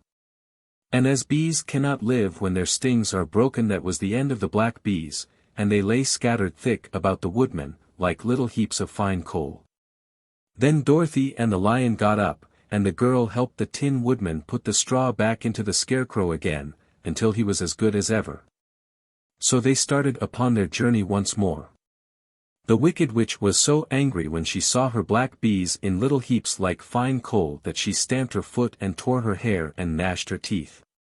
And then she called a dozen of her slaves, who were the Winkies, and gave them sharp spears, telling them to go to the strangers and destroy them. The Winkies were not a brave people, but they had to do as they were told. So they marched away until they came near to Dorothy. Then the lion gave a great roar and sprang toward them, and the poor Winkies were so frightened that they ran back as fast as they could. When they returned to the castle the wicked witch beat them well with a strap, and sent them back to their work, after which she sat down to think what she should do next. She could not understand how all her plans to destroy these strangers had failed, but she was a powerful witch, as well as a wicked one, and she soon made up her mind how to act. There was, in her cupboard, a golden cap, with a circle of diamonds and rubies running round it. This golden cap had a charm. Whoever owned it could call 3 times upon the winged monkeys, who would obey any order they were given. But no person could command these strange creatures more than 3 times. Twice already the wicked witch had used the charm of the cap. Once was when she had made the Winkies her slaves, and set herself to rule over their country. The winged monkeys had helped her do this. The second time was when she had fought against the Great Us himself, and driven him out of the land of the West. The winged monkeys had also helped her in doing this. Only once more could she use this golden cap, for which reason she did not like to do so until all her other powers were exhausted. But now that her fierce wolves and her wild crows and her stinging bees were gone, and her slaves had been scared away by the cowardly lion, she saw there was only one way left to destroy Dorothy and her friends. So the wicked witch took the golden cap from her cupboard and placed it upon her head. Then she stood upon her left foot and said, slowly, E-P-P-E, pep P-E, cac, coo. Next she stood upon her right foot and said, hill, low, hole, low, hell, low. After this she stood upon both feet and cried in a loud voice, ziz, zy, zuz, zy, zik. Now the charm began to work. The sky was darkened, and a low rumbling sound was heard in the air. There was a rushing of many wings. A great chattering and laughing, and the sun came out of the dark sky to show the wicked witch surrounded by a crowd of monkeys, each with a pair of immense and powerful wings on his shoulders. One, much bigger than the others, seemed to be their leader.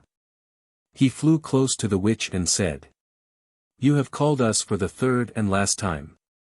What do you command?" "Go to the strangers who are within my land and destroy them all except the lion," said the wicked witch. "Bring that beast to me, for I have a mind to harness him like a horse, and make him work." "Your commands shall be obeyed," said the leader. And then, with a great deal of chattering and noise, the winged monkeys flew away to the place where Dorothy and her friends were walking. Some of the monkeys seized the Tin Woodman and carried him through the air until they were over a country thickly covered with sharp rocks. Here they dropped the poor woodman, who fell a great distance to the rocks, where he lay so battered and dented that he could neither move nor groan. Others of the monkeys caught the Scarecrow, and with their long fingers pulled all of the straw out of his clothes and head. They made his hat and boots and clothes into a small bundle and threw it into the top branches of a tall tree. The remaining monkeys threw pieces of stout rope around the lion and wound many coils about his body and head and legs, until he was unable to bite or scratch or struggle in any way. Then they lifted him up and flew away with him to the witch's castle, where he was placed in a small yard with a high iron fence around it, so that he could not escape. But Dorothy they did not harm at all. She stood, with Toto in her arms, watching the sad fate of her comrades and thinking it would soon be her turn. The leader of the winged monkeys flew up to her, his long, hairy arms stretched out and his ugly face grinning terribly. But he saw the mark of the good witch's kiss upon her forehead and stopped short, motioning the others not to touch her. "We dare not harm this little girl," he said to them, "for she is protected by the power of good, and that is greater than the power of evil. All we can do is to carry her to the castle of the wicked witch and leave her there." So, carefully and gently, they lifted Dorothy in their arms and carried her swiftly through the air until they came to the castle, where they set her down upon the front door step. Then the leader said to the witch, "We have obeyed you as far as we were able. The Tin Woodman and the Scarecrow are destroyed, and the lion is tied up in your yard. The little girl we dare not harm, nor the dog she carries in her arms. Your power over our band is now ended, and you will never see us again." Then all the winged monkeys, with much laughing and chattering and noise, flew into the air and were soon out of sight. The wicked witch was both surprised and worried when she saw the mark on Dorothy's forehead, for she knew well that neither the winged monkeys nor she, herself, dare hurt the girl in any way. She looked down at Dorothy's feet, and seeing the silver shoes, began to tremble with fear, for she knew what a powerful charm belonged to them. At first the witch was tempted to run away from Dorothy. But she happened to look into the child's eyes and saw how simple the soul behind them was, and that the little girl did not know of the wonderful power the silver shoes gave her. So the wicked witch laughed to herself and thought, "I can still make her my slave, for she does not know how to use her power." Then she said to Dorothy, harshly and severely, "Come with me. And see that you mind everything I tell you, for if you do not I will make an end of you, as I did of the Tin Woodman and the Scarecrow." Dorothy followed her through many of the beautiful rooms in her castle until they came to the kitchen, where the witch bade her clean the pots and kettles and sweep the floor and keep the fire fed with wood. Dorothy went to work meekly, with her mind made up to work as hard as she could, for she was glad the wicked witch had decided not to kill her. With Dorothy hard at work, the witch thought she would go into the court yard and harness the cowardly lion like a horse. It would amuse her, she was sure, to make him draw her chariot whenever she wished to go to drive. But as she opened the gate the lion gave a loud roar and bounded at her so fiercely that the witch was afraid, and ran out and shut the gate again. "If I cannot harness you," said the witch to the lion, speaking through the bars of the gate, "I can starve you. You shall have nothing to eat until you do as I wish." So after that she took no food to the imprisoned lion. But every day she came to the gate at noon and asked, "Are you ready to be harnessed like a horse?" And the lion would answer, "No. If you come in this yard I will bite you." The reason the lion did not have to do as the witch wished was that every night, while the woman was asleep, Dorothy carried him food from the cupboard. After he had eaten he would lie down on his bed of straw, and Dorothy would lie beside him and put her head on his soft, shaggy mane, while they talked of their troubles and tried to plan some way to escape.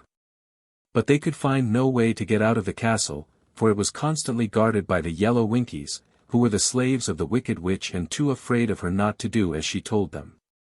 The girl had to work hard during the day, and often the witch threatened to beat her with the same old umbrella she always carried in her hand. But, in truth, she did not dare to strike Dorothy, because of the mark upon her forehead. The child did not know this, and was full of fear for herself and Toto. Once the witch struck Toto a blow with her umbrella and the brave little dog flew at her and bit her leg, in return. The witch did not bleed where she was bitten, for she was so wicked that the blood in her had dried up many years before. Dorothy's life became very sad as she grew to understand that it would be harder than ever to get back to Kansas and Aunt Em again. Sometimes she would cry bitterly for hours, with Toto sitting at her feet and looking into her face, whining dismally to show how sorry he was for his little mistress. Toto did not really care whether he was in Kansas or the land of Oz so long as Dorothy was with him, but he knew the little girl was unhappy, and that made him unhappy too. Now the wicked witch had a great longing to have for her own the silver shoes which the girl always wore. Her bees and her crows and her wolves were lying in heaps and drying up, and she had used up all the power of the golden cap. But if she could only get hold of the silver shoes they would give her more power than all the other things she had lost. She watched Dorothy carefully, to see if she ever took off her shoes, thinking she might steal them. But the child was so proud of her pretty shoes that she never took them off except at night and when she took her bath. The witch was too much afraid of the dark to dare go in Dorothy's room at night to take the shoes, and her dread of water was greater than her fear of the dark, so she never came near when Dorothy was bathing. Indeed, the old witch never touched water, nor ever let water touch her in any way. But the wicked creature was very cunning, and she finally thought of a trick that would give her what she wanted. She placed a bar of iron in the middle of the kitchen floor, and then by her magic arts made the iron invisible to human eyes. So that when Dorothy walked across the floor she stumbled over the bar, not being able to see it, and fell at full length. She was not much hurt, but in her fall one of the silver shoes came off, and before she could reach it the witch had snatched it away and put it on her own skinny foot. The wicked woman was greatly pleased with the success of her trick, for as long as she had one of the shoes she owned half the power of their charm, and Dorothy could not use it against her, even had she known how to do so. The little girl, seeing she had lost one of her pretty shoes, grew angry, and said to the witch, "Give me back my shoe." "I will not," retorted the witch, "for it is now my shoe, and not yours." "You are a wicked creature," cried Dorothy. "You have no right to take my shoe from me."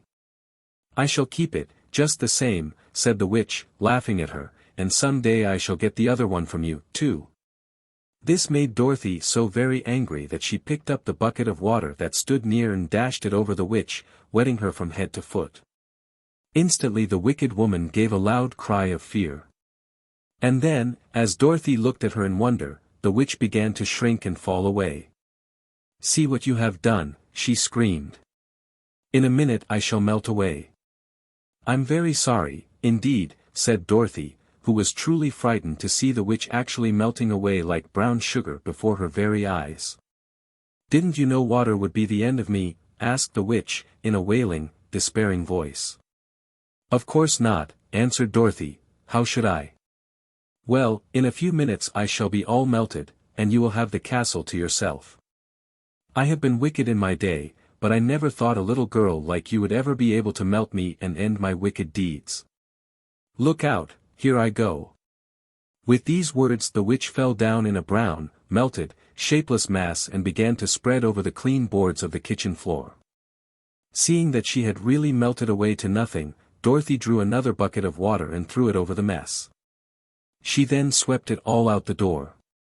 After picking out the silver shoe, which was all that was left of the old woman, she cleaned and dried it with a cloth, and put it on her foot again. Then, being at last free to do as she chose, she ran out to the court-yard to tell the lion that the Wicked Witch of the West had come to an end, and that they were no longer prisoners in a strange land. 13. The Rescue. The Cowardly Lion was much pleased to hear that the Wicked Witch had been melted by a bucket of water, and Dorothy at once unlocked the gate of his prison and set him free. They went in together to the castle, where Dorothy's first act was to call all the Winkies together and tell them that they were no longer slaves. There was great rejoicing among the yellow Winkies, for they had been made to work hard during many years for the Wicked Witch, who had always treated them with great cruelty. They kept this day as a holiday, then and ever after, and spent the time in feasting and dancing. "If our friends, the Scarecrow and the Tin Woodman, were only with us," said the lion, "I should be quite happy." "Don't you suppose we could rescue them?" asked the girl, anxiously. "We can try," answered the lion. So they called the yellow Winkies and asked them if they would help to rescue their friends, and the Winkies said that they would be delighted to do all in their power for Dorothy, who had set them free from bondage. So she chose a number of the Winkies who looked as if they knew the most, and they all started away. They traveled that day and part of the next until they came to the rocky plain where the Tin Woodman lay, all battered and bent. His axe was near him, but the blade was rusted and the handle broken off short. The Winkies lifted him tenderly in their arms, and carried him back to the yellow castle again, Dorothy shedding a few tears by the way at the sad plight of her old friend, and the lion looking sober and sorry. When they reached the castle, Dorothy said to the Winkies, "Are any of your people tinsmiths?" "Oh, yes, some of us are very good tinsmiths," they told her. "Then bring them to me," she said. And when the tinsmiths came, bringing with them all their tools and baskets, she inquired, "Can you straighten out those dents in the Tin Woodman, and bend him back into shape again, and solder him together where he is broken?" The tinsmiths looked the woodman over carefully and then answered that they thought they could mend him so he would be as good as ever. So they set to work in one of the big yellow rooms of the castle and worked for 3 days and 4 nights, hammering and twisting and bending and soldering and polishing and pounding at the legs and body and head of the Tin Woodman. Until at last he was straightened out into his old form, and his joints worked as well as ever. To be sure, there were several patches on him, but the tinsmiths did a good job, and as the woodman was not a vain man he did not mind the patches at all. When, at last, he walked into Dorothy's room and thanked her for rescuing him, he was so pleased that he wept tears of joy, and Dorothy had to wipe every tear carefully from his face with her apron, so his joints would not be rusted. At the same time her own tears fell thick and fast at the joy of meeting her old friend again, and these tears did not need to be wiped away. As for the lion, he wiped his eyes so often with the tip of his tail that it became quite wet, and he was obliged to go out into the court-yard and hold it in the sun till it dried. "If we only had the Scarecrow with us again," said the Tin Woodman, when Dorothy had finished telling him everything that had happened, "I should be quite happy." "We must try to find him," said the girl. So she called the Winkies to help her, and they walked all that day and part of the next until they came to the tall tree in the branches of which the winged monkeys had tossed the Scarecrow's clothes. It was a very tall tree, and the trunk was so smooth that no one could climb it, but the woodman said at once, "I'll chop it down, and then we can get the Scarecrow's clothes." Now while the tinsmiths had been at work mending the woodman himself, another of the Winkies, who was a goldsmith, had made an axe handle of solid gold and fitted it to the woodman's axe, instead of the old broken handle. Others polished the blade until all the rust was removed and it glistened like burnished silver. As soon as he had spoken, the Tin Woodman began to chop, and in a short time the tree fell over with a crash, when the Scarecrow's clothes fell out of the branches and rolled off on the ground. Dorothy picked them up and had the Winkies carry them back to the castle, where they were stuffed with nice, clean straw, and, behold, Here was the Scarecrow, as good as ever, thanking them over and over again for saving him. Now they were reunited. Dorothy and her friends spent a few happy days at the Yellow Castle, where they found everything they needed to make them comfortable. But one day the girl thought of Aunt Em, and said, "We must go back to Oz, and claim his promise." "Yes," said the Woodman, "at last I shall get my heart." "And I shall get my brains," added the Scarecrow, joyfully.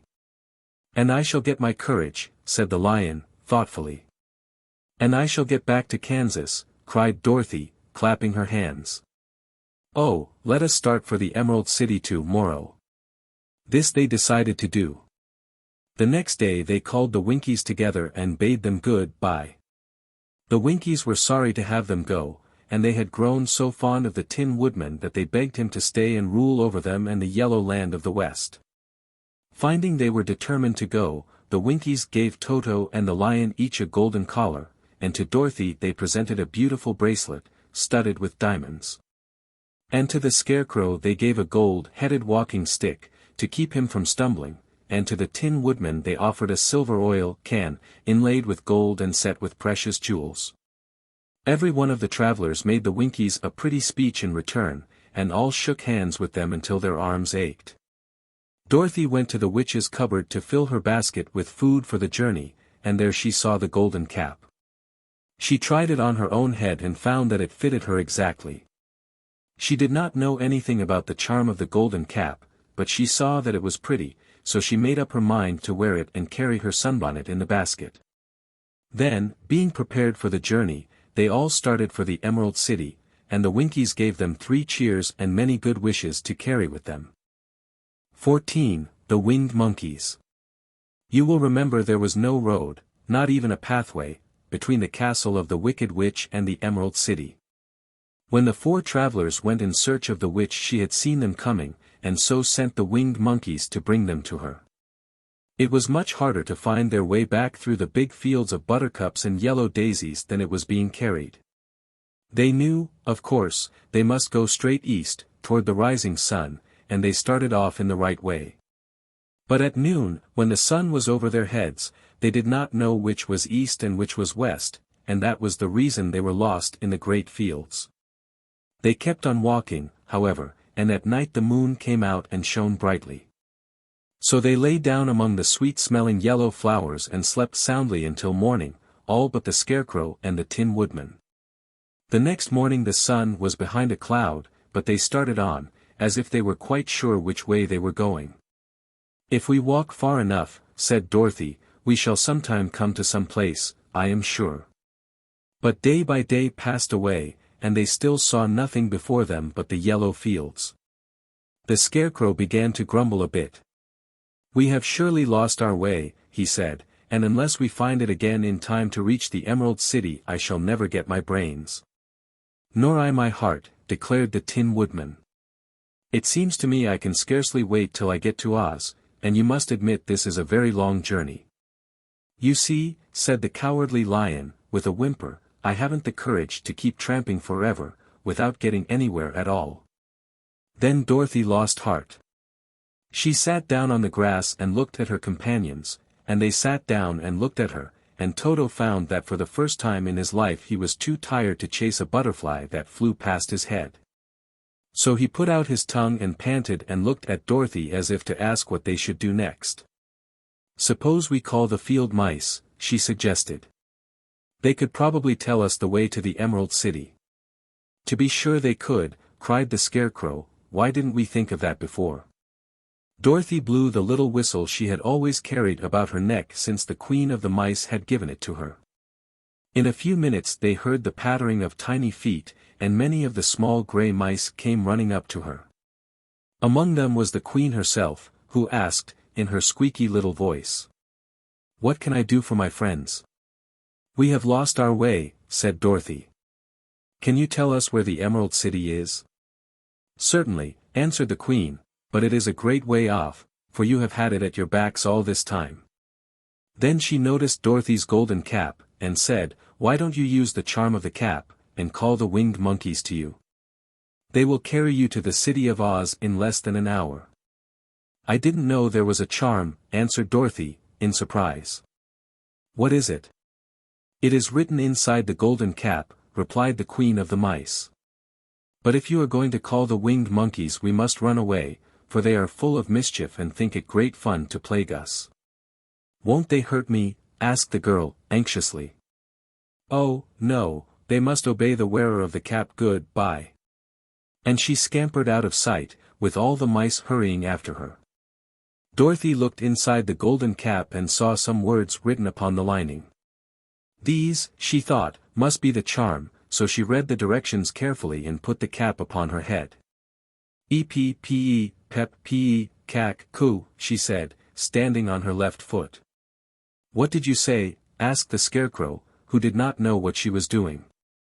"Hill, low, hole, low, hell, low."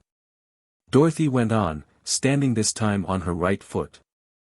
"Hello," replied the Tin Woodman, calmly. "Ziz, zy, zuz, zy, zik," said Dorothy, who was now standing on both feet. This ended the saying of the charm, and they heard a great chattering and flapping of wings, as the band of winged monkeys flew up to them. The king bowed low before Dorothy, and asked, "What is your command?" "We wish to go to the Emerald City," said the child, "and we have lost our way." "We will carry you," replied the king, and no sooner had he spoken than two of the monkeys caught Dorothy in their arms and flew away with her. Others took the Scarecrow and the Woodman and the Lion, and one little monkey seized Toto and flew after them, although the dog tried hard to bite him. The Scarecrow and the Tin Woodman were rather frightened at first, for they remembered how badly the winged monkeys had treated them before. But they saw that no harm was intended, so they rode through the air quite cheerfully, and had a fine time looking at the pretty gardens and woods far below them. Dorothy found herself riding easily between two of the biggest monkeys, one of them the king himself. They had made a chair of their hands and were careful not to hurt her. "Why do you have to obey the charm of the golden cap?" she asked. "That is a long story," answered the king, with a laugh, "but as we have a long journey before us I will pass the time by telling you about it, if you wish." "I shall be glad to hear it," she replied. "Once," began the leader, "we were a free people, living happily in the great forest, flying from tree to tree, eating nuts and fruit, and doing just as we pleased without calling anybody master. Perhaps some of us were rather too full of mischief at times, flying down to pull the tails of the animals that had no wings, chasing birds, and throwing nuts at the people who walked in the forest. But we were careless and happy and full of fun, and enjoyed every minute of the day. This was many years ago, long before Oz came out of the clouds to rule over this land. There lived here then, away at the north, a beautiful princess, who was also a powerful sorceress. All her magic was used to help the people, and she was never known to hurt anyone who was good. Her name was Gaelette, and she lived in a handsome palace built from great blocks of ruby. Everyone loved her, but her greatest sorrow was that she could find no one to love in return, since all the men were much too stupid and ugly to mate with one so beautiful and wise. At last, however, she found a boy who was handsome and manly and wise beyond his years. Gaelette made up her mind that when he grew to be a man she would make him her husband, so she took him to her ruby palace and used all her magic powers to make him as strong and good and lovely as any woman could wish. When he grew to manhood, Quilala, as he was called, was said to be the best and wisest man in all the land, while his manly beauty was so great that Gaelette loved him dearly, and hastened to make everything ready for the wedding. My grandfather was at that time the king of the winged monkeys which lived in the forest near Gaelette's palace, and the old fellow loved a joke better than a good dinner. One day, just before the wedding, my grandfather was flying out with his band when he saw Quilala walking beside the river. He was dressed in a rich costume of pink silk and purple velvet, and my grandfather thought he would see what he could do. At his word the band flew down and seized Quilala, carried him in their arms until they were over the middle of the river, and then dropped him into the water. "Swim out, my fine fellow," cried my grandfather, "and see if the water has spotted your clothes." Quilala was much too wise not to swim, and he was not in the least spoiled by all his good fortune. He laughed, when he came to the top of the water, and swam in to shore. But when Gayelette came running out to him, she found his silks and velvet all ruined by the river. The princess was very angry, and she knew, of course, who did it. She had all the winged monkeys brought before her, and she said at first that their wings should be tied and they should be treated as they had treated Quilala, and dropped in the river. But my grandfather pleaded hard, for he knew the monkeys would drown in the river with their wings tied, and Quilala said a kind word for them also. So that Gayelette finally spared them, on condition that the winged monkeys should ever after do 3 times the bidding of the owner of the golden cap.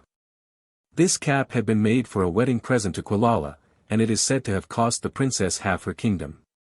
Of course my grandfather and all the other monkeys at once agreed to the condition, and that is how it happens that we are 3 times the slaves of the owner of the golden cap, whomsoever he may be. And what became of them? Asked Dorothy, who had been greatly interested in the story. Quilala being the first owner of the golden cap, replied the monkey, he was the first to lay his wishes upon us. As his bride could not bear the sight of us, he called us all to him in the forest after he had married her and ordered us to always keep where she could never again set eyes on a winged monkey, which we were glad to do. For we were all afraid of her. This was all we ever had to do until the golden cap fell into the hands of the wicked witch of the west, who made us enslave the Winkies, and afterward drive us himself out of the land of the west. Now the golden cap is yours, and 3 times you have the right to lay your wishes upon us. As the Monkey King finished his story, Dorothy looked down and saw the green, shining walls of the Emerald City before them. She wondered at the rapid flight of the monkeys, but was glad the journey was over. The strange creatures set the travelers down carefully before the gate of the city. The king bowed low to Dorothy, and then flew swiftly away, followed by all his band. "That was a good ride," said the little girl. "Yes, and a quick way out of our troubles," replied the lion. "How lucky it was you brought away that wonderful cap." 15. The Discovery of Oz, the Terrible. The 4 travelers walked up to the great gate of the Emerald City and rang the bell. After ringing several times, it was opened by the same guardian of the gate they had met before. "What? Are you back again?" he asked, in surprise. "Do you not see us?" answered the Scarecrow. "But I thought you had gone to visit the Wicked Witch of the West." "We did visit her," said the Scarecrow. "And she let you go again?"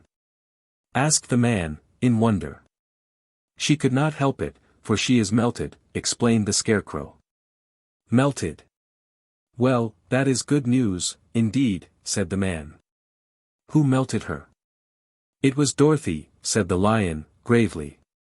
"Good gracious!" exclaimed the man, and he bowed very low indeed before her. Then he led them into his little room and locked the spectacles from the great box on all their eyes, just as he had done before. Afterward they passed on through the gate into the Emerald City. And when the people heard from the guardian of the gate that they had melted the Wicked Witch of the West, they all gathered around the travelers and followed them in a great crowd to the Palace of Oz. The soldier with the green whiskers was still on guard before the door, but he let them in at once, and they were again met by the beautiful green girl, who showed each of them to their old rooms at once. So they might rest until the great Oz was ready to receive them. The soldier had the news carried straight to Oz that Dorothy and the other travelers had come back again, after destroying the Wicked Witch, but Oz made no reply. They thought the great wizard would send for them at once, but he did not. They had no word from him the next day, nor the next, nor the next. The waiting was tiresome and wearing, and at last they grew vexed that Oz should treat them in so poor a fashion, after sending them to undergo hardships and slavery.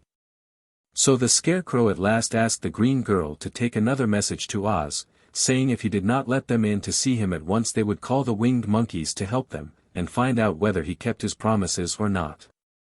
When the wizard was given this message, he was so frightened that he sent word for them to come to the throne room at 4 minutes after 9 o'clock the next morning. He had once met the winged monkeys in the land of the West, and he did not wish to meet them again.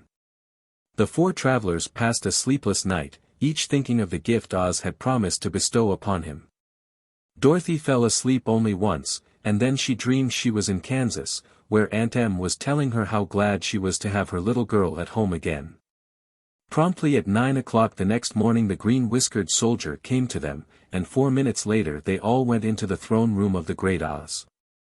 Of course each one of them expected to see the wizard in the shape he had taken before, and all were greatly surprised when they looked about and saw no one at all in the room. They kept close to the door and closer to one another, for the stillness of the empty room was more dreadful than any of the forms they had seen Oz take.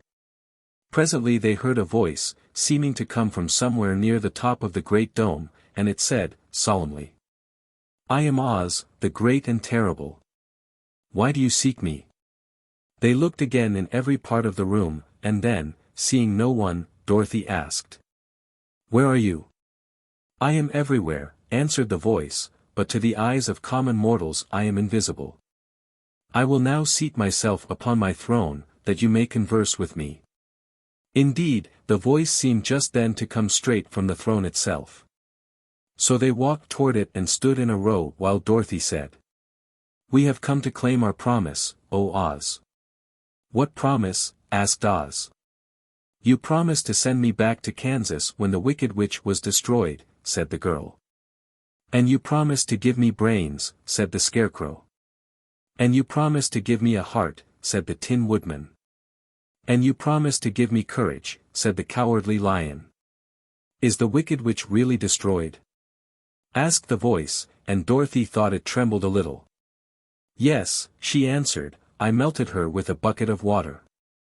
"Dear me," said the voice, "how sudden." "Well, come to me tomorrow, for I must have time to think it over." "You've had plenty of time already," said the Tin Woodman, angrily. "We shan't wait a day longer," said the Scarecrow. "You must keep your promises to us," exclaimed Dorothy.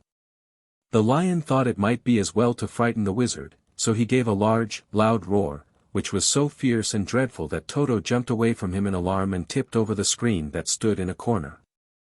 As it fell with a crash they looked that way, and the next moment all of them were filled with wonder. For they saw, standing in just the spot the screen had hidden, a little, old man, with a bald head and a wrinkled face, who seemed to be as much surprised as they were. The Tin Woodman, raising his axe, rushed toward the little man and cried out, "Who are you?" "I am Oz, the great and terrible," said the little man, in a trembling voice, "but don't strike me, please don't, and I'll do anything you want me to." Our friends looked at him in surprise and dismay. "I thought Oz was a great head," said Dorothy. "And I thought Oz was a lovely lady," said the Scarecrow. "And I thought Oz was a terrible beast," said the Tin Woodman. "And I thought Oz was a ball of fire," exclaimed the lion. "No, you are all wrong," said the little man, meekly. "I have been making believe." "Making believe," cried Dorothy. "Are you not a great wizard?" "Hush, my dear," he said. "Don't speak so loud, or you will be overheard, and I should be ruined. I'm supposed to be a great wizard." "And aren't you?" she asked. "Not a bit of it, my dear, I'm just a common man." "You're more than that," said the Scarecrow, in a grieved tone, "you're a humbug." "Exactly so," declared the little man, rubbing his hands together as if it pleased him, "I am a humbug." "But this is terrible," said the Tin Woodman. "How shall I ever get my heart?" "Or I my courage?" asked the lion. "Or I my brains?" wailed the Scarecrow, wiping the tears from his eyes with his coat sleeve. "My dear friends," said Oz, "I pray you not to speak of these little things. Think of me, and the terrible trouble I'm in at being found out." "Doesn't anyone else know you're a humbug?" asked Dorothy. "No one knows it but you four, and myself," replied Oz. "I have fooled everyone so long that I thought I should never be found out. It was a great mistake my ever letting you into the throne room. Usually I will not see even my subjects, and so they believe I am something terrible." "But, I don't understand," said Dorothy, in bewilderment. "How was it that you appeared to me as a great head?" "That was one of my tricks," answered Oz. "Step this way, please, and I will tell you all about it." He led the way to a small chamber in the rear of the throne room, and they all followed him. He pointed to one corner, in which lay the great head, made out of many thicknesses of paper, and with a carefully painted face. "This I hung from the ceiling by a wire," said Oz. "I stood behind the screen and pulled a thread, to make the eyes move and the mouth open." "But how about the voice?" she inquired. "Oh, I am a ventriloquist," said the little man, "and I can throw the sound of my voice wherever I wish, so that you thought it was coming out of the head. Here are the other things I used to deceive you." He showed the Scarecrow the dress and the mask he had worn when he seemed to be the lovely lady, and the Tin Woodman saw that his terrible beast was nothing but a lot of skins, sewn together, with slats to keep their sides out. As for the ball of fire, the false wizard had hung that also from the ceiling. It was really a ball of cotton, but when oil was poured upon it the ball burned fiercely. "Really," said the Scarecrow, "you ought to be ashamed of yourself for being such a humbug." I certainly am," answered the little man, sorrowfully, "but it was the only thing I could do." "Sit down, please, there are plenty of chairs. And I will tell you my story." So they sat down and listened while he told the following tale. "I was born in Omaha." "Why, that isn't very far from Kansas," cried Dorothy. "No. But it's farther from here," he said, shaking his head at her, sadly. "When I grew up I became a ventriloquist, and at that I was very well trained by a great master. I can imitate any kind of a bird or beast." Here he mewed so like a kitten that Toto pricked up his ears and looked everywhere to see where she was. "After a time," continued Oz, "I tired of that, and became a balloonist." "What is that?" asked Dorothy. "A man who goes up in a balloon on circus day, so as to draw a crowd of people together and get them to pay to see the circus," he explained. "Oh," she said, "I know. Well, one day I went up in a balloon and the ropes got twisted, so that I couldn't come down again. It went way up above the clouds, so far that a current of air struck it and carried it many, many miles away. For a day and a night I traveled through the air, and on the morning of the second day I awoke and found the balloon floating over a strange and beautiful country. It came down gradually, and I was not hurt a bit. But I found myself in the midst of a strange people, who, seeing me come from the clouds, thought I was a great wizard. Of course I let them think so, because they were afraid of me, and promised to do anything I wished them to. Just to amuse myself, and keep the good people busy, I ordered them to build this city, and my palace, and they did it all willingly and well. Then I thought, as the country was so green and beautiful, I would call it the Emerald City, and to make the name fit better I put green spectacles on all the people, so that everything they saw was green." "But isn't everything here green?" asked Dorothy. "No more than in any other city," replied Oz, "but when you wear green spectacles, why of course everything you see looks green to you. The Emerald City was built a great many years ago, for I was a young man when the balloon brought me here, and I am a very old man now. But my people have worn green glasses on their eyes so long that most of them think it really is an Emerald City, and it certainly is a beautiful place, abounding in jewels and precious metals, and every good thing that is needed to make one happy. I have been good to the people, and they like me, but ever since this palace was built I have shut myself up and would not see any of them. One of my greatest fears was the witches, for while I had no magical powers at all I soon found out that the witches were really able to do wonderful things. There were 4 of them in this country, and they ruled the people who live in the north and south and east and west. Fortunately, the witches of the north and south were good, and I knew they would do me no harm. But the witches of the east and west were terribly wicked, and had they not thought I was more powerful than they themselves, they would surely have destroyed me. As it was, I lived in deadly fear of them for many years. So you can imagine how pleased I was when I heard your house had fallen on the wicked witch of the east. When you came to me I was willing to promise anything if you would only do away with the other witch. But, now that you have melted her, I am ashamed to say that I cannot keep my promises." "I think you are a very bad man," said Dorothy.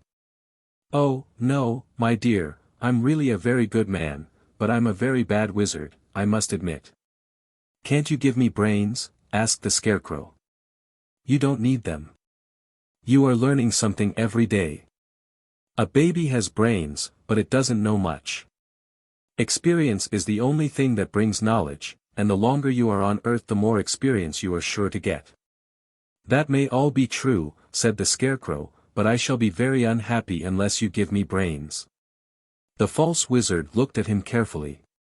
Well, he said, with a sigh, I'm not much of a magician, as I said, but if you will come to me tomorrow morning, I will stuff your head with brains. I cannot tell you how to use them, however. You must find that out for yourself. Oh, thank you, cried the Scarecrow. I'll find a way to use them, never fear. But how about my courage? Asked the Lion, anxiously. You have plenty of courage, I am sure, answered Oz. All you need is confidence in yourself. There is no living thing that is not afraid when it faces danger. True courage is in facing danger when you are afraid, and that kind of courage you have in plenty. Perhaps I have, but I'm scared just the same, said the Lion. I shall really be very unhappy unless you give me the sort of courage that makes one forget he is afraid. Very well, I will give you that sort of courage tomorrow, replied Oz. How about my heart? Asked the Tin Woodman. Why, as for that, answered Oz, I think you are wrong to want a heart. It makes most people unhappy. If you only knew it, you are in luck not to have a heart. That must be a matter of opinion, said the Tin Woodman. For my part, I will bear all the unhappiness without a murmur, if you will give me the heart. Very well, answered Oz, meekly. Come to me tomorrow and you shall have a heart. I have played wizard for so many years that I may as well continue the part a little longer. And now, said Dorothy, how am I to get back to Kansas? We shall have to think about that, replied the little man. Give me 2 or 3 days to consider the matter and I'll try to find a way to carry you over the desert. In the meantime you shall all be treated as my guests, and while you live in the palace my people will wait upon you and obey your slightest wish. There is only one thing I ask in return for my help, such as it is. You must keep my secret and tell no one I am a humbug. They agreed to say nothing of what they had learned, and went back to their rooms in high spirits. Even Dorothy had hoped that, the great and terrible humbug, as she called him, would find a way to send her back to Kansas, and if he did that she was willing to forgive him everything. 16. The Magic Art of the Great Humbug. Next morning the Scarecrow said to his friends. Congratulate me. I am going to Oz to get my brains at last. When I return I shall be as other men are. I have always liked you as you were, said Dorothy, simply. It is kind of you to like a scarecrow, he replied. But surely you will think more of me when you hear the splendid thoughts my new brain is going to turn out. Then he said good-bye to them all in a cheerful voice and went to the throne room, where he rapped upon the door. Come in, said Oz. The Scarecrow went in and found the little man sitting down by the window, engaged in deep thought. I have come for my brains, remarked the Scarecrow, a little uneasily. Oh, yes, sit down in that chair, please, replied Oz. You must excuse me for taking your head off, but I shall have to do it in order to put your brains in their proper place. That's all right, said the Scarecrow. You are quite welcome to take my head off, as long as it will be a better one when you put it on again. So the wizard unfastened his head and emptied out the straw. Then he entered the back room and took up a measure of bran, which he mixed with a great many pins and needles. Having shaken them together thoroughly, he filled the top of the Scarecrow's head with the mixture and stuffed the rest of the space with straw, to hold it in place. When he had fastened the Scarecrow's head on his body again he said to him, Hereafter you will be a great man, for I have given you a lot of brand new brains. The Scarecrow was both pleased and proud at the fulfillment of his greatest wish, and having thanked Oz warmly he went back to his friends. Dorothy looked at him curiously. His head was quite bulging out at the top with brains. How do you feel? She asked. I feel wise, indeed, he answered, earnestly. When I get used to my brains I shall know everything. Why are those needles and pins sticking out of your head? Asked the Tin Woodman. That is proof that he is sharp, remarked the Lion. "Well, I must go to Oz and get my heart," said the Woodman. So he walked to the throne room and knocked at the door. "Come in," called Oz, and the Woodman entered and said, "I have come for my heart." "Very well," answered the little man. "But I shall have to cut a hole in your breast, so I can put your heart in the right place. I hope it won't hurt you." "Oh, no," answered the Woodman. "I shall not feel it at all." So Oz brought a pair of tinner's shears and cut a small, square hole in the left side of the Tin Woodman's breast. Then, going to a chest of drawers, he took out a pretty heart, made entirely of silk and stuffed with sawdust. "Isn't it a beauty?" he asked. "It is, indeed," replied the Woodman, who was greatly pleased. "But is it a kind heart?" "Oh, very," answered Oz. He put the heart in the Woodman's breast and then replaced the square of tin, soldering it neatly together where it had been cut. "There," said he, "now you have a heart that any man might be proud of. I'm sorry I had to put a patch on your breast, but it really couldn't be helped." "Never mind the patch," exclaimed the happy Woodman. "I am very grateful to you, and shall never forget your kindness." "Don't speak of it," replied Oz. Then the Tin Woodman went back to his friends, who wished him every joy on account of his good fortune. The Lion now walked to the throne room and knocked at the door. "Come in," said Oz. "I have come for my courage," announced the Lion, entering the room. "Very well," answered the little man, "I will get it for you." He went to a cupboard and reaching up to a high shelf took down a square green bottle, the contents of which he poured into a green gold dish, beautifully carved. Placing this before the cowardly Lion, who sniffed at it as if he did not like it, the wizard said, "Drink." "What is it?" asked the Lion. "Well," answered Oz, "if it were inside of you, it would be courage. You know, of course, that courage is always inside one, so that this really cannot be called courage until you have swallowed it. Therefore I advise you to drink it as soon as possible." The Lion hesitated no longer, but drank till the dish was empty. "How do you feel now?" asked Oz. "Full of courage," replied the Lion, who went joyfully back to his friends to tell them of his good fortune. Oz, left to himself, smiled to think of his success in giving the Scarecrow and the Tin Woodman and the Lion exactly what they thought they wanted. "How can I help being a humbug," he said, "when all these people make me do things that everybody knows can't be done?" It was easy to make the Scarecrow and the Lion and the Woodman happy, because they imagined I could do anything. But it will take more than imagination to carry Dorothy back to Kansas, and I'm sure I don't know how it can be done. 17. How the balloon was launched. For 3 days Dorothy heard nothing from Oz. These were sad days for the little girl, although her friends were all quite happy and contented. The Scarecrow told them there were wonderful thoughts in his head. But he would not say what they were because he knew no one could understand them but himself. When the Tin Woodman walked about he felt his heart rattling around in his breast. And he told Dorothy he had discovered it to be a kinder and more tender heart than the one he had owned when he was made of flesh. The Lion declared he was afraid of nothing on earth, and would gladly face an army of men or a dozen of the fierce Kalidas. Thus each of the little party was satisfied except Dorothy, who longed more than ever to get back to Kansas.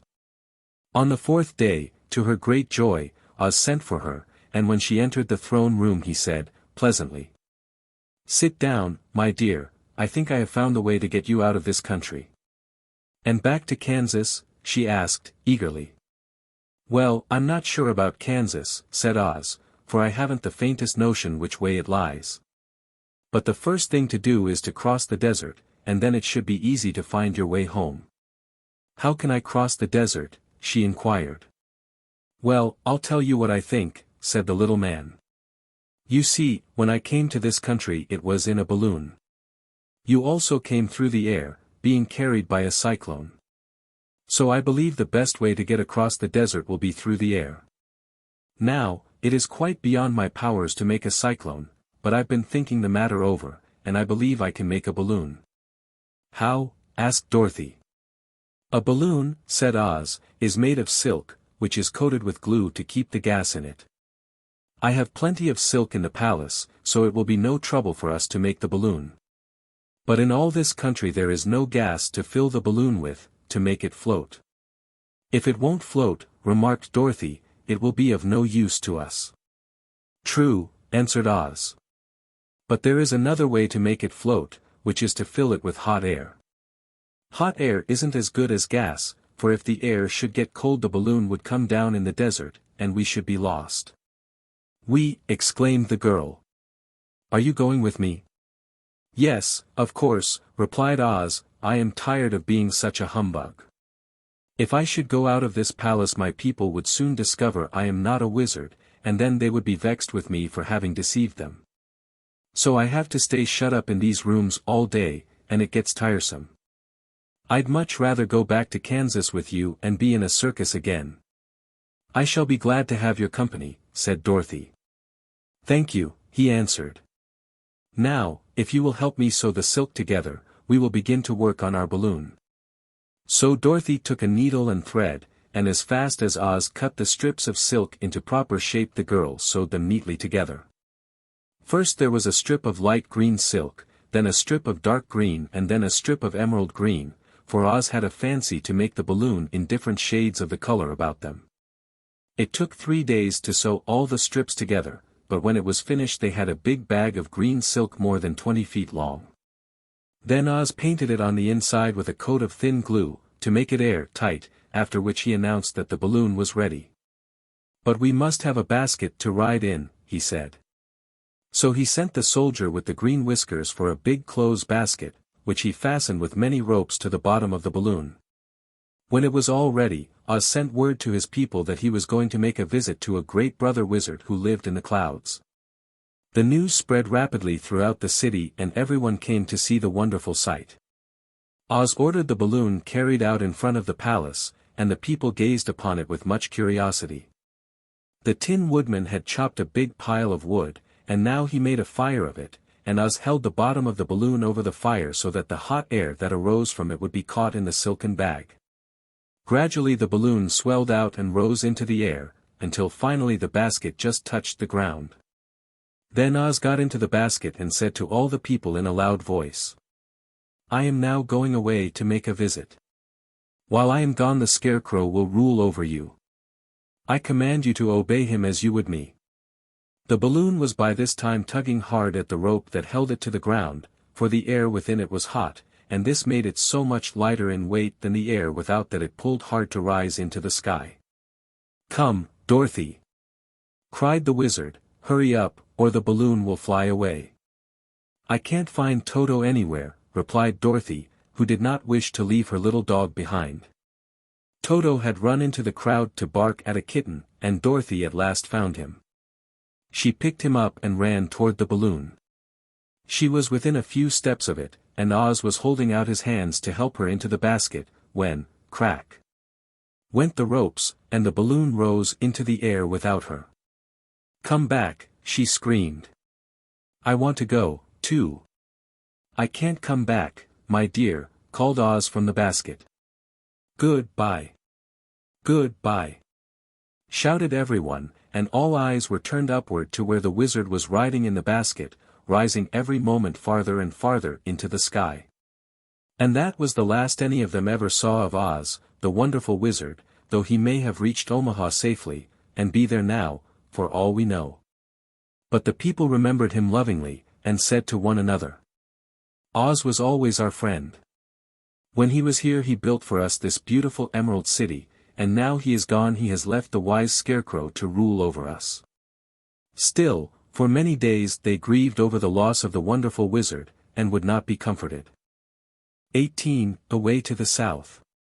Dorothy wept bitterly at the passing of her hope to get home to Kansas again, but when she thought it all over she was glad she had not gone up in a balloon. And she also felt sorry at losing Oz, and so did her companions. The Tin Woodman came to her and said, Truly I should be ungrateful if I failed to mourn for the man who gave me my lovely heart. I should like to cry a little because Oz is gone, if you will kindly wipe away my tears, so that I shall not rust. With pleasure, she answered, and brought a towel at once. Then the Tin Woodman wept for several minutes, and she watched the tears carefully and wiped them away with the towel. When he had finished he thanked her kindly and oiled himself thoroughly with his jeweled oil can, to guard against mishap. The Scarecrow was now the ruler of the Emerald City, and although he was not a wizard the people were proud of him. For, they said, there is not another city in all the world that is ruled by a stuffed man. And, so far as they knew, they were quite right. The morning after the balloon had gone up with Oz the four travelers met in the throne room and talked matters over. The Scarecrow sat in the big throne and the others stood respectfully before him. "We are not so unlucky," said the new ruler. "For this palace and the Emerald City belong to us, and we can do just as we please. When I remember that a short time ago I was up on a pole in a farmer's cornfield, and that I am now the ruler of this beautiful city, I am quite satisfied with my lot. I also," said the Tin Woodman, "am well pleased with my new heart. And, really, that was the only thing I wished in all the world. For my part, I am content in knowing I am as brave as any beast that ever lived, if not braver," said the Lion, modestly. "If Dorothy would only be contented to live in the Emerald City," continued the Scarecrow, "we might all be happy together. But I don't want to live here," cried Dorothy. "I want to go to Kansas, and live with Aunt Em and Uncle Henry." "Well, then, what can be done?" inquired the Woodman. The Scarecrow decided to think, and he thought so hard that the pins and needles began to stick out of his brains. Finally he said, "Why not call the winged monkeys, and ask them to carry you over the desert?" "I never thought of that," said Dorothy, joyfully. "It's just the thing. I'll go at once for the golden cap." When she brought it into the throne room she spoke the magic words, and soon the band of winged monkeys flew in through an open window and stood beside her. "This is the second time you have called us," said the Monkey King, bowing before the little girl. "What do you wish?" "I want you to fly with me to Kansas," said Dorothy. But the Monkey King shook his head. "That cannot be done," he said. "We belong to this country alone, and cannot leave it. There has never been a winged monkey in Kansas yet, and I suppose there never will be, for they don't belong there. We shall be glad to serve you in any way in our power, but we cannot cross the desert. Good-bye." And with another bow the Monkey King spread his wings and flew away through the window, followed by all his band. Dorothy was almost ready to cry with disappointment. "I have wasted the charm of the golden cap to no purpose," she said, "for the winged monkeys cannot help me."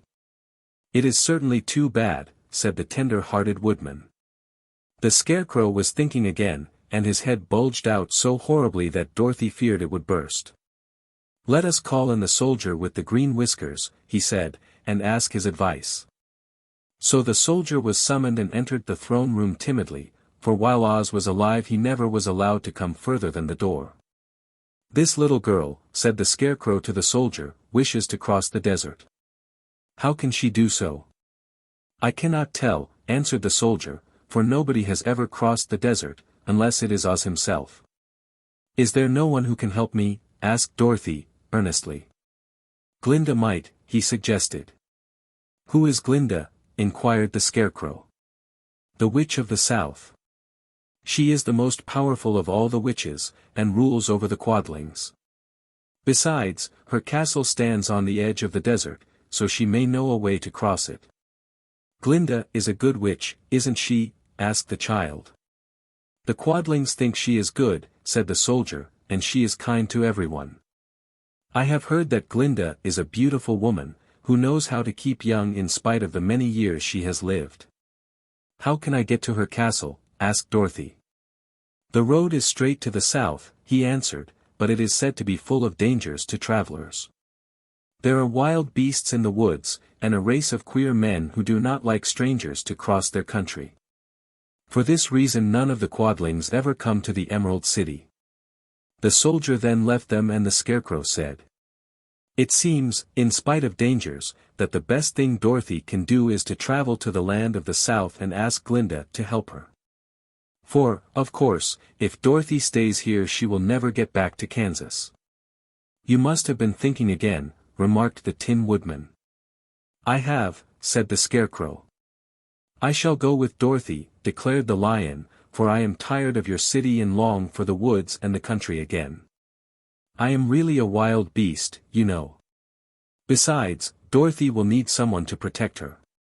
That is true, agreed the Woodman.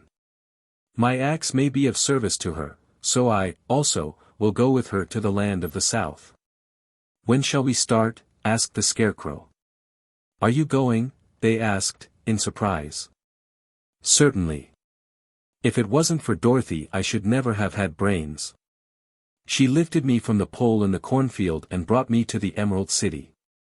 So my good luck is all due to her, and I shall never leave her until she starts back to Kansas for good and all. Thank you, said Dorothy, gratefully. You are all very kind to me. But I should like to start as soon as possible.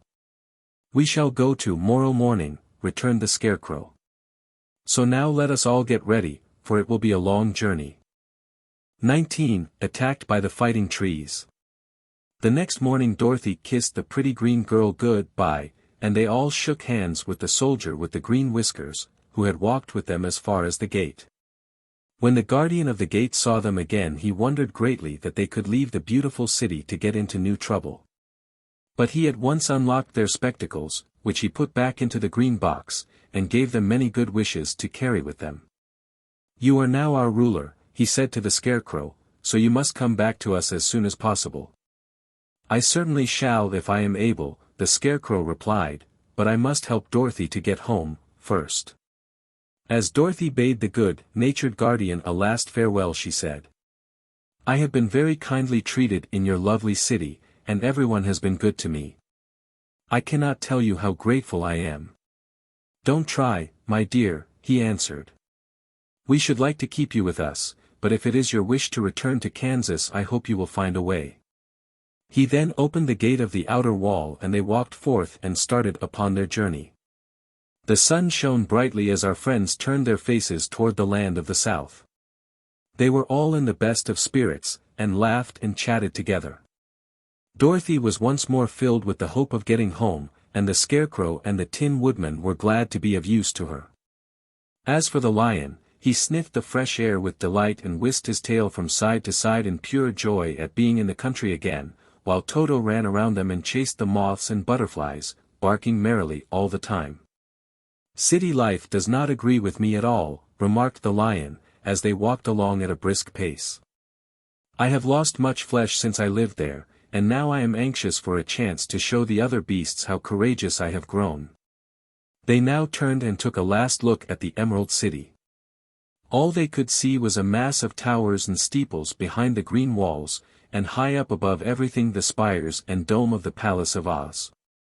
Oz was not such a bad wizard, after all, said the Tin Woodman, as he felt his heart rattling around in his breast. He knew how to give me brains, and very good brains, too, said the Scarecrow. If Oz had taken a dose of the same courage he gave me, added the Lion, he would have been a brave man. Dorothy said nothing. Oz had not kept the promise he made her, but he had done his best, so she forgave him. As he said, he was a good man, even if he was a bad wizard. The first day's journey was through the green fields and bright flowers that stretched about the Emerald City on every side. They slept that night on the grass, with nothing but the stars over them, and they rested very well indeed. In the morning they traveled on until they came to a thick wood. There was no way of going around it, for it seemed to extend to the right and left as far as they could see, and, besides, they did not dare change the direction of their journey for fear of getting lost. So they looked for the place where it would be easiest to get into the forest. The Scarecrow, who was in the lead, finally discovered a big tree with such wide-spreading branches that there was room for the party to pass underneath. So he walked forward to the tree, but just as he came under the first branches they bent down and twined around him, and the next minute he was raised from the ground and flung headlong among his fellow travelers. This did not hurt the Scarecrow, but it surprised him, and he looked rather dizzy when Dorothy picked him up. Here is another space between the trees, called the Lion. Let me try it first, said the Scarecrow, for it doesn't hurt me to get thrown about. He walked up to another tree, as he spoke, but its branches immediately seized him and tossed him back again. "This is strange," exclaimed Dorothy. "What shall we do? The trees seem to have made up their minds to fight us, and stop our journey," remarked the lion. "I believe I will try it myself," said the woodman, and shouldering his axe he marched up to the first tree that had handled the Scarecrow so roughly. When a big branch bent down to seize him, the woodman chopped at it so fiercely that he cut it in two. At once the tree began shaking all its branches as if in pain, and the Tin Woodman passed safely under it. "Come on," he shouted to the others. "Be quick."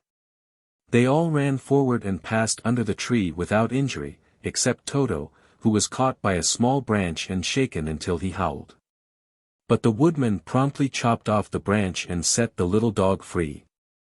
The other trees of the forest did nothing to keep them back, so they made up their minds that only the first row of trees could bend down their branches, and that probably these were the policemen of the forest, and given this wonderful power in order to keep strangers out of it. The four travelers walked with ease through the trees until they came to the further edge of the wood. Then, to their surprise, they found before them a high wall, which seemed to be made of white china. It was smooth, like the surface of a dish, and higher than their heads. "What shall we do now?" asked Dorothy. "I will make a ladder," said the Tin Woodman, "for we certainly must climb over the wall." 20. The Dainty China Country. While the woodman was making a ladder from wood which he found in the forest, Dorothy lay down and slept, for she was tired by the long walk. The lion also curled himself up to sleep and Toto lay beside him. The Scarecrow watched the woodman while he worked, and said to him, "I cannot think why this wall is here, nor what it is made of." "Rest your brains and do not worry about the wall," replied the woodman. "When we have climbed over it we shall know what is on the other side." After a time the ladder was finished. It looked clumsy, but the Tin Woodman was sure it was strong and would answer their purpose. The Scarecrow waked Dorothy and the lion and Toto, and told them that the ladder was ready. The Scarecrow climbed up the ladder first, but he was so awkward that Dorothy had to follow close behind and keep him from falling off. When he got his head over the top of the wall, the Scarecrow said, "Oh, my! Go on," exclaimed Dorothy. So the Scarecrow climbed further up and sat down on the top of the wall, and Dorothy put her head over and cried, "Oh, my!" just as the Scarecrow had done. Then Toto came up, and immediately began to bark, but Dorothy made him be still. The lion climbed the ladder next, and the Tin Woodman came last, but both of them cried, "Oh, my!" as soon as they looked over the wall. When they were all sitting in a row on the top of the wall, they looked down and saw a strange sight. Before them was a great stretch of country having a floor as smooth and shining and white as the bottom of a big platter. Scattered around were many houses made entirely of china and painted in the brightest colors. These houses were quite small, the biggest of them reaching only as high as Dorothy's waist. There were also pretty little barns, with china fences around them, and many cows and sheep and horses and pigs and chickens, all made of china, were standing about in groups. But the strangest of all were the people who lived in this queer country. There were milk maids and shepherdesses, with bright, colored bodices and golden spots all over their gowns. And princesses with most gorgeous frocks of silver and gold and purple, and shepherds dressed in knee breeches with pink and yellow and blue stripes down them, and golden buckles on their shoes. And princes with jeweled crowns upon their heads, wearing ermine robes and satin doublets, and funny clowns in ruffled gowns, with round red spots upon their cheeks and tall, pointed caps. And, strangest of all, these people were all made of china, even to their clothes, and were so small that the tallest of them was no higher than Dorothy's knee.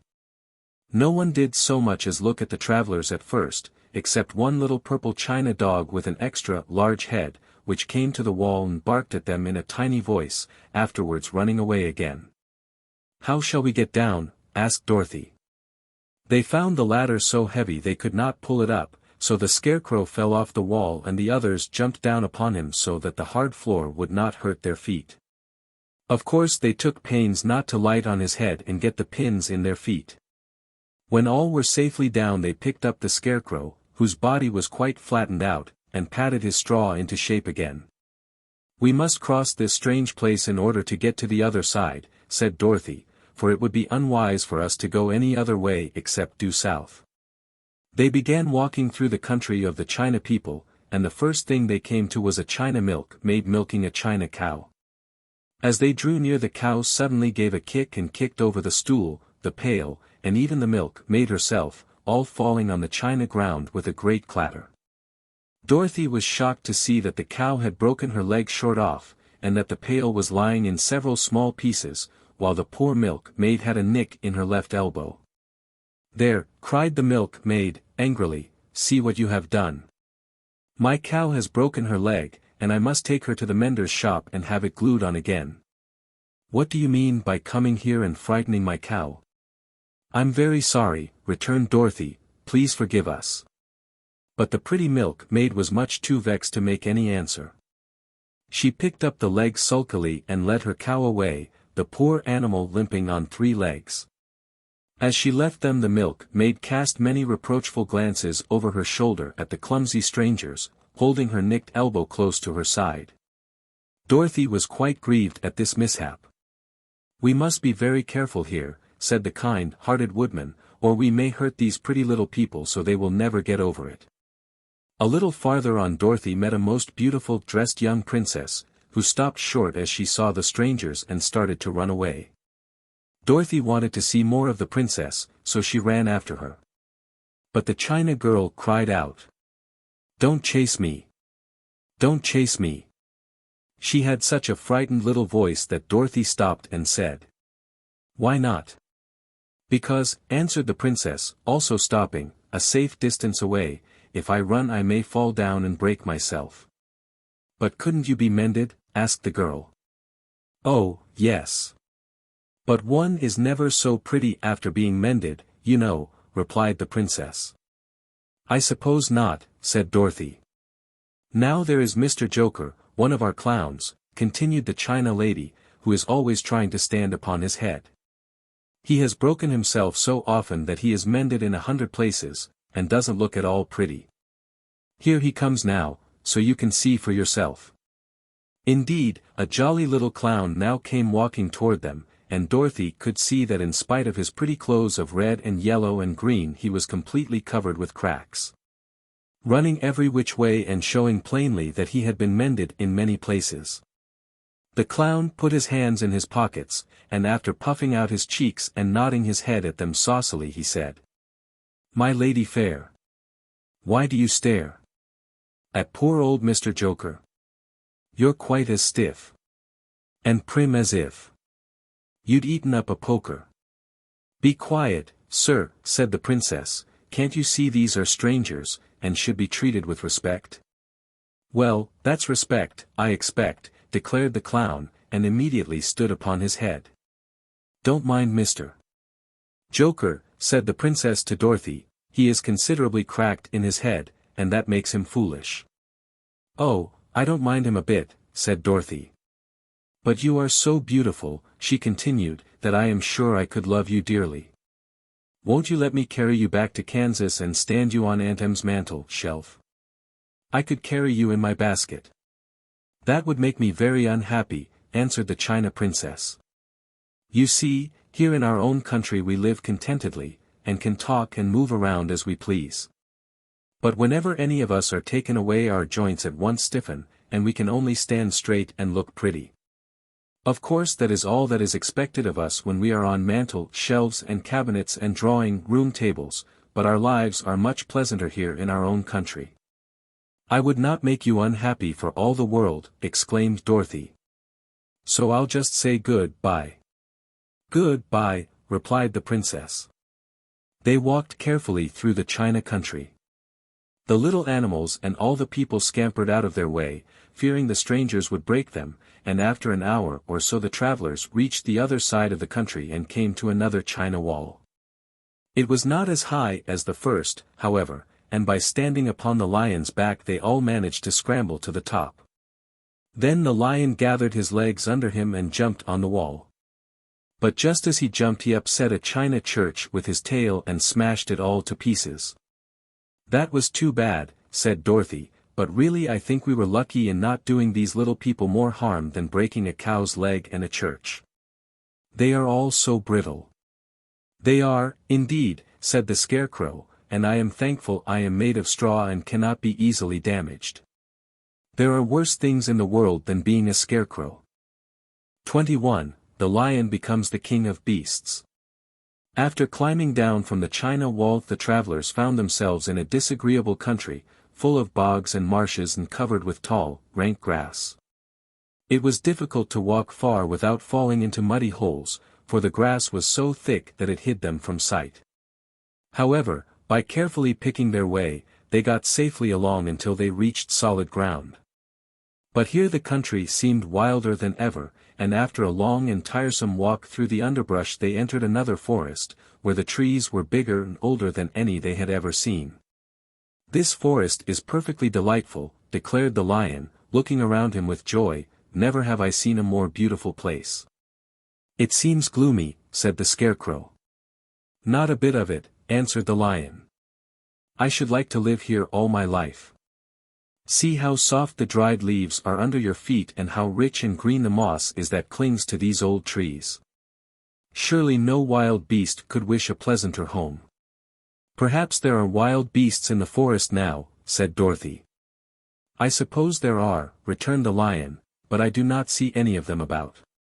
They walked through the forest until it became too dark to go any farther. Dorothy and Toto and the Lion lay down to sleep, while the Woodman and the Scarecrow kept watch over them as usual. When morning came they started again. Before they had gone far they heard a low rumble, as of the growling of many wild animals. Toto whimpered a little but none of the others was frightened and they kept along the well-trodden path until they came to an opening in the wood, in which were gathered hundreds of beasts of every variety. There were tigers and elephants and bears and wolves and foxes and all the others in the natural history, and for a moment Dorothy was afraid. But the Lion explained that the animals were holding a meeting, and he judged by their snarling and growling that they were in great trouble. As he spoke several of the beasts caught sight of him, and at once the great assemblage hushed as if by magic. The biggest of the tigers came up to the Lion and bowed, saying, "Welcome, O King of Beasts. You have come in good time to fight our enemy and bring peace to all the animals of the forest once more." "What is your trouble?" asked the Lion, quietly. "We are all threatened," answered the tiger, "by a fierce enemy which has lately come into this forest. It is a most tremendous monster, like a great spider, with a body as big as an elephant and legs as long as a tree trunk. It has 8 of these long legs, and as the monster crawls through the forest he seizes an animal with a leg and drags it to his mouth, where he eats it as a spider does a fly. Not one of us is safe while this fierce creature is alive, and we had called a meeting to decide how to take care of ourselves when you came among us." The Lion thought for a moment. "Are there any other lions in this forest?" he asked. "No. There were some, but the monster has eaten them all. And, besides, they were none of them nearly so large and brave as you. If I put an end to your enemy will you bow down to me and obey me as king of the forest?" inquired the Lion. "We will do that gladly," returned the tiger, and all the other beasts roared with a mighty roar, "We will." "Where is this great spider of yours now?" asked the Lion. "Yonder, among the oak trees," said the tiger, pointing with his 4-foot. "Take good care of these friends of mine," said the Lion, "and I will go at once to fight the monster." He bade his comrades good-bye and marched proudly away to do battle with the enemy. The great spider was lying asleep when the Lion found him, and it looked so ugly that its foe turned up his nose in disgust. Its legs were quite as long as the tiger had said, and its body covered with coarse black hair. It had a great mouth, with a row of sharp teeth a foot long, but its head was joined to the pudgy body by a neck as slender as a wasp's waist. This gave the Lion a hint of the best way to attack the creature, and as he knew it was easier to fight it asleep than awake, he gave a great spring and landed directly upon the monster's back. Then, with one blow of his heavy paw, all armed with sharp claws, he knocked the spider's head from its body. Jumping down, he watched it until the long legs stopped wiggling, when he knew it was quite dead. The lion went back to the opening where the beasts of the forest were waiting for him and said, proudly, "You need fear your enemy no longer." Then the beasts bowed down to the lion as their king, and he promised to come back and rule over them as soon as Dorothy was safely on her way to Kansas. 22. The Country of the Quadlings. The four travelers passed through the rest of the forest in safety, and when they came out from its gloom saw before them a steep hill, covered from top to bottom with great pieces of rock. "That will be a hard climb," said the Scarecrow, "but we must get over the hill, nevertheless." So he led the way and the others followed. They had nearly reached the first rock when they heard a rough voice cry out. "Keep back." "Who are you?" asked the Scarecrow. Then a head showed itself over the rock and the same voice said, "This hill belongs to us, and we don't allow anyone to cross it." "But we must cross it," said the Scarecrow. "We're going to the country of the Quadlings." "But you shall not," replied the voice, and there stepped from behind the rock the strangest man the travelers had ever seen. He was quite short and stout and had a big head, which was flat at the top and supported by a thick neck full of wrinkles. But he had no arms at all, and, seeing this, the Scarecrow did not fear that so helpless a creature could prevent them from climbing the hill. So he said, "I'm sorry not to do as you wish, but we must pass over your hill whether you like it or not," and he walked boldly forward. As quick as lightning the man's head shot forward and his neck stretched out until the top of the head, where it was flat, struck the Scarecrow in the middle and sent him tumbling, over and over, down the hill. Almost as quickly as it came the head went back to the body, and the man laughed harshly as he said, "It isn't as easy as you think." A chorus of boisterous laughter came from the other rocks, and Dorothy saw hundreds of the armless hammer heads upon the hillside, one behind every rock. The lion became quite angry at the laughter caused by the Scarecrow's mishap, and giving a loud roar that echoed like thunder he dashed up the hill. Again a head shot swiftly out, and the great lion went rolling down the hill as if he had been struck by a cannonball. Dorothy ran down and helped the Scarecrow to his feet, and the lion came up to her, feeling rather bruised and sore, and said, "It is useless to fight people with shooting heads, no one can withstand them." "What can we do, then?" she asked. "Call the winged monkeys," suggested the Tin Woodman, "you have still the right to command them once more." "Very well," she answered, and putting on the golden cap she uttered the magic words. The monkeys were as prompt as ever, and in a few moments the entire band stood before her. "What are your commands?" inquired the king of the monkeys, bowing low. "Carry us over the hill to the country of the Quadlings," answered the girl. "It shall be done," said the king, and at once the winged monkeys caught the four travelers and Toto up in their arms and flew away with them. As they passed over the hill the hammer heads yelled with vexation, and shot their heads high in the air. But they could not reach the winged monkeys, which carried Dorothy and her comrade safely over the hill and set them down in the beautiful country of the Quadlings.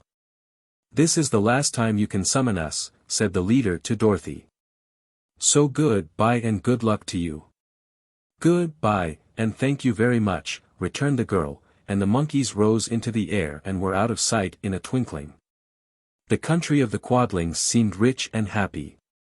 There was field upon field of ripening grain, with well-paved roads running between, and pretty rippling brooks with strong bridges across them. The fences and houses and bridges were all painted bright red, just as they had been painted yellow in the country of the Winkies and blue in the country of the Munchkins. The Quadlings themselves, who were short and fat and looked chubby and good-natured, were dressed all in red, which showed bright against the green grass and the yellowing grain. The monkeys had set them down near a farmhouse, and the four travelers walked up to it and knocked at the door. It was opened by the farmer's wife, and when Dorothy asked for something to eat the woman gave them all a good dinner, with 3 kinds of cake and 4 kinds of cookies, and a bowl of milk for Toto. "How far is it to the castle of Glinda?" asked the child. "It is not a great way," answered the farmer's wife. "Take the road to the south and you will soon reach it." Thanking the good woman, they started afresh and walked by the fields and across the pretty bridges until they saw before them a very beautiful castle. Before the gates were 3 young girls, dressed in handsome red uniforms trimmed with gold braid, and as Dorothy approached one of them said to her, "Why have you come to the South Country?" "To see the good witch who rules here," she answered. "Will you take me to her?" "Let me have your name and I will ask Glinda if she will receive you." They told who they were, and the girl soldier went into the castle. After a few moments she came back to say that Dorothy and the others were to be admitted at once. 23. The Good Witch grants Dorothy's wish. Before they went to see Glinda, however, they were taken to a room of the castle, where Dorothy washed her face and combed her hair, and the lion shook the dust out of his mane. And the Scarecrow patted himself into his best shape, and the Woodman polished his tin and oiled his joints. When they were all quite presentable they followed the soldier girl into a big room where the witch Glinda sat upon a throne of rubies. She was both beautiful and young to their eyes. Her hair was a rich red in color and fell in flowing ringlets over her shoulders. Her dress was pure white, but her eyes were blue, and they looked kindly upon the little girl. "What can I do for you, my child?" she asked. Dorothy told the witch all her story, how the cyclone had brought her to the land of Oz, how she had found her companions, and of the wonderful adventures they had met with. "My greatest wish now," she added, "is to get back to Kansas, for Aunt Em will surely think something dreadful has happened to me, and that will make her put on mourning. And unless the crops are better this year than they were last I am sure Uncle Henry cannot afford it." Glinda leaned forward and kissed the sweet, upturned face of the loving little girl. "Bless your dear heart," she said, "I am sure I can tell you of a way to get back to Kansas." Then she added, "But, if I do, you must give me the golden cap." "Willingly," exclaimed Dorothy. "Indeed, it is of no use to me now, and when you have it you can command the winged monkeys 3 times. "And I think I shall need their service just those 3 times, answered Glinda, smiling. Dorothy then gave her the golden cap, and the witch said to the Scarecrow, "What will you do when Dorothy has left us?" "I will return to the Emerald City," he replied, "for Oz has made me its ruler and the people like me. The only thing that worries me is how to cross the Hill of the Hammer Heads. By means of the golden cap I shall command the winged monkeys to carry you to the gates of the Emerald City," said Glinda, "for it would be a shame to deprive the people of so wonderful a ruler." "Am I really wonderful?" asked the Scarecrow. "You are unusual," replied Glinda. Turning to the Tin Woodman, she asked, "What will become of you when Dorothy leaves this country?" He leaned on his axe and thought a moment. Then he said, "The Winkies were very kind to me, and wanted me to rule over them after the wicked witch died. I am fond of the Winkies, and if I could get back again to the country of the West I should like nothing better than to rule over them forever. My second command to the winged monkeys," said Glinda, "will be that they carry you safely to the land of the Winkies. Your brains may not be so large to look at as those of the Scarecrow, but you are really brighter than he is, when you are well polished, and I am sure you will rule the Winkies wisely and well." Then the witch looked at the big, shaggy lion and asked, "When Dorothy has returned to her own home, what will become of you?" "Over the Hill of the Hammer Heads," he answered, "lies a grand old forest, and all the beasts that live there have made me their king. If I could only get back to this forest I would pass my life very happily there." "My third command to the winged monkeys," said Glinda, "shall be to carry you to your forest. Then, having used up the powers of the golden cap, I shall give it to the king of the monkeys, that he and his band may thereafter be free for evermore." The Scarecrow and the Tin Woodman and the Lion now thanked the Good Witch earnestly for her kindness, and Dorothy exclaimed, "You are certainly as good as you are beautiful. But you have not yet told me how to get back to Kansas." "Your silver shoes will carry you over the desert," replied Glinda. "If you had known their power you could have gone back to your Aunt Em the very first day you came to this country. But then I should not have had my wonderful brains," cried the Scarecrow. "I might have passed my whole life in the farmer's cornfield. And I should not have had my lovely heart," said the Tin Woodman. I might have stood and rusted in the forest till the end of the world. And I should have lived a coward forever, declared the lion, and no beast in all the forest would have had a good word to say to me. This is all true, said Dorothy, and I am glad I was of use to these good friends. But now that each of them has had what he most desired, and each is happy in having a kingdom to rule beside, I think I should like to go back to Kansas. The silver shoes, said the good witch, have wonderful powers. And one of the most curious things about them is that they can carry you to any place in the world in 3 steps, and each step will be made in the wink of an eye. All you have to do is to knock the heels together 3 times and command the shoes to carry you wherever you wish to go. If that is so, said the child, joyfully, I will ask them to carry me back to Kansas at once. She threw her arms around the lion's neck and kissed him, patting his big head tenderly. Then she kissed the Tin Woodman, who was weeping in a way most dangerous to his joints. But she hugged the soft, stuffed body of the Scarecrow in her arms instead of kissing his painted face, and found she was crying herself at this sorrowful parting from her loving comrades. Glinda the Good stepped down from her ruby throne to give the little girl a good-bye kiss, and Dorothy thanked her for all the kindness she had shown to her friends and herself. Dorothy now took Toto up solemnly in her arms, and having said one last good-bye she clapped the heels of her shoes together 3 times, saying, Take me home to Aunt Em. Instantly she was whirling through the air, so swiftly that all she could see or feel was the wind whistling past her ears. The silver shoes took but 3 steps, and then she stopped so suddenly that she rolled over upon the grass several times before she knew where she was. At length, however, she sat up and looked about her. Good gracious, she cried. For she was sitting on the broad Kansas prairie, and just before her was the new farm house Uncle Henry built after the cyclone had carried away the old one. Uncle Henry was milking the cows in the barnyard, and Toto had jumped out of her arms and was running toward the barn, barking joyously. Dorothy stood up and found she was in her stocking feet.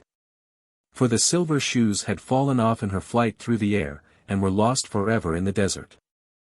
24. Home again. Aunt Em had just come out of the house to water the cabbages when she looked up and saw Dorothy running toward her. My darling child, she cried, folding the little girl in her arms and covering her face with kisses. Where in the world did you come from? From the land of Oz, said Dorothy, gravely. And here is Toto, too. And oh, Aunt Em. I'm so glad to be at home again. The end.